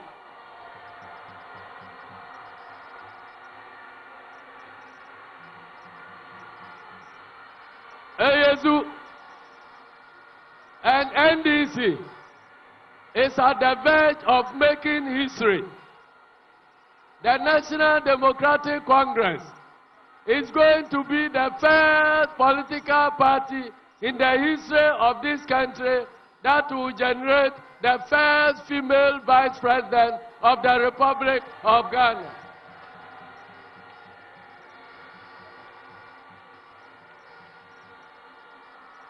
And it's already happening live. But finally, ladies and gentlemen, I want to urge you, all of a sudden, MPP itself have found reason to campaign for President John Dramani Mahama and to campaign and urge you to work and campaign against our parliamentary candidates. Tell them that we have seen through all their tricks. President Mahama is going back into office with a solid majority in Parliament. We are not going to fall for the tricks of the skirt and blouse people. We are voting President Mahama and voting our parliamentary candidates. And standing here and having worked with the 276 parliamentary candidates of this party across the country, I am convinced that we are returning back into office with a very strong majority in Parliament. I want to thank all the parliamentary candidates for the hard work they have put in so far. I want to thank all the party executives from national to foot soldiers. I thank you very much for being part of this total mobilization of NDC. But let us crown it with a solid vote and then be prepared to defend the people's verdict. I don't want to go on anymore because you have work to do tomorrow to prepare for the D-Day. So let me reserve the rest of what I have to say so that we will meet again. Eyezu, we will surely meet again with a bigger gathering than this. And that day will be a day of celebration. That day will be a day of the celebration of the second independence of this country. I am not talking about policy again, but as far as I'm concerned, the reset of our state institutions, our institutions of governance, our institutions of accountability, our institutions that manage the natural resources of this country, their resetting is far more important than isolated development projects.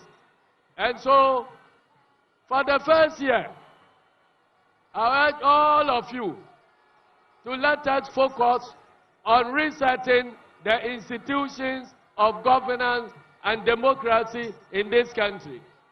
If we get the institutions right, then any development that we undertake will be lasting. But if we rush and leave the institutions in their rotten state like this, no development will survive. I thank you all, and may God bless you. We'll meet again to celebrate our victory. Thank you. Thank you.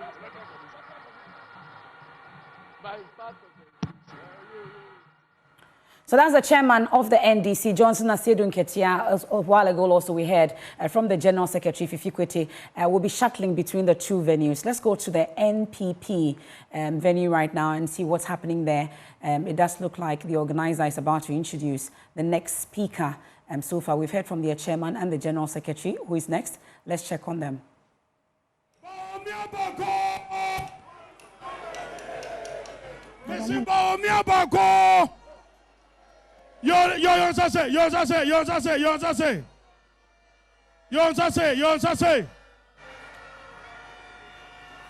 Dinah Samoa, are you ready? Nyamimu, and you watch it here. See a bedding kunim. Young boy, Bonina, and sir. Nyami, ever shining one in Bonyam. Evangelist. A young boy named Muhammadu Bawumia grew up unaware that his path would one day lead him to the heart of Ghana's political and economic transformation. His story begins here, where tradition and ambition intersected. Born in 1963 to a prominent family in northern Ghana, Muhammadu Bawumia's upbringing was steeped in discipline and education. His father, Alhaji Mumuni Bawumia, was a teacher and one of the country's first northern politicians. From an early age, the young Bawumia understood the power of education to shape lives and communities. After excelling at Tamale Secondary School, Bawumia earned scholarships to study abroad, eventually achieving a doctorate in economics from Simon Fraser University in Canada. His academic journey would soon position him as one of Ghana's brightest minds in economics. Returning to Ghana, Dr. Bawumia began his career at the Bank of Ghana, where his expertise in monetary policy quickly gained recognition. As Deputy Governor, he played a key role in implementing reforms that stabilized the city and modernized Ghana's financial systems. In 2008, the New Patriotic Party took a bold step, selecting Dr. Bawumia, a technocrat with little experience, as President Nana Addo Dankwa Akufo-Addo's running mate. His selection was met with skepticism, but his sharp intellect and connection to ordinary Ghanaians quickly won hearts. The 2012 presidential election results brought controversy, leading to one of Ghana's most pivotal legal battles. As the Star witnessed in the NPP's election petition, Dr. Bawumia demonstrated exceptional composure and intellect, earning him the respect of even his critics. Oh, we are dealing with a lot of mislabelings, but in the context of over 11,824 pink sheets which were copied 16 times, with many, almost 22,000 because of 2 pages, over almost 500,000 documents. I say that, relatively speaking, what you have produced is not that significant. In 2016, Dr. Bawumia redefined political campaigning in Ghana. His ability to use data, break down economic issues, and propose practical solutions resonated with voters. The Dr. Bawumia's journey hasn't been without challenges. As Vice President, he faced the pressures of an evolving economy, global shocks, and the weight of public expectations. But through it all, he remained focused on long-term solutions. Through this, he championed the implementation of more than 30 policies. Prominent among these is the Gold for Oil. In 2024, the NPP chose Dr. Bawumia as their flag bearer, a historic moment for the party and Ghana. His selection symbolized unity and the nation's readiness for inclusive leadership. Moments ago, the Electoral Commission of Ghana declared the outcome of the 2023 MPP presidential primary. From the certified result, I was pronounced the winner with 61% of the valid votes cast. I therefore stand here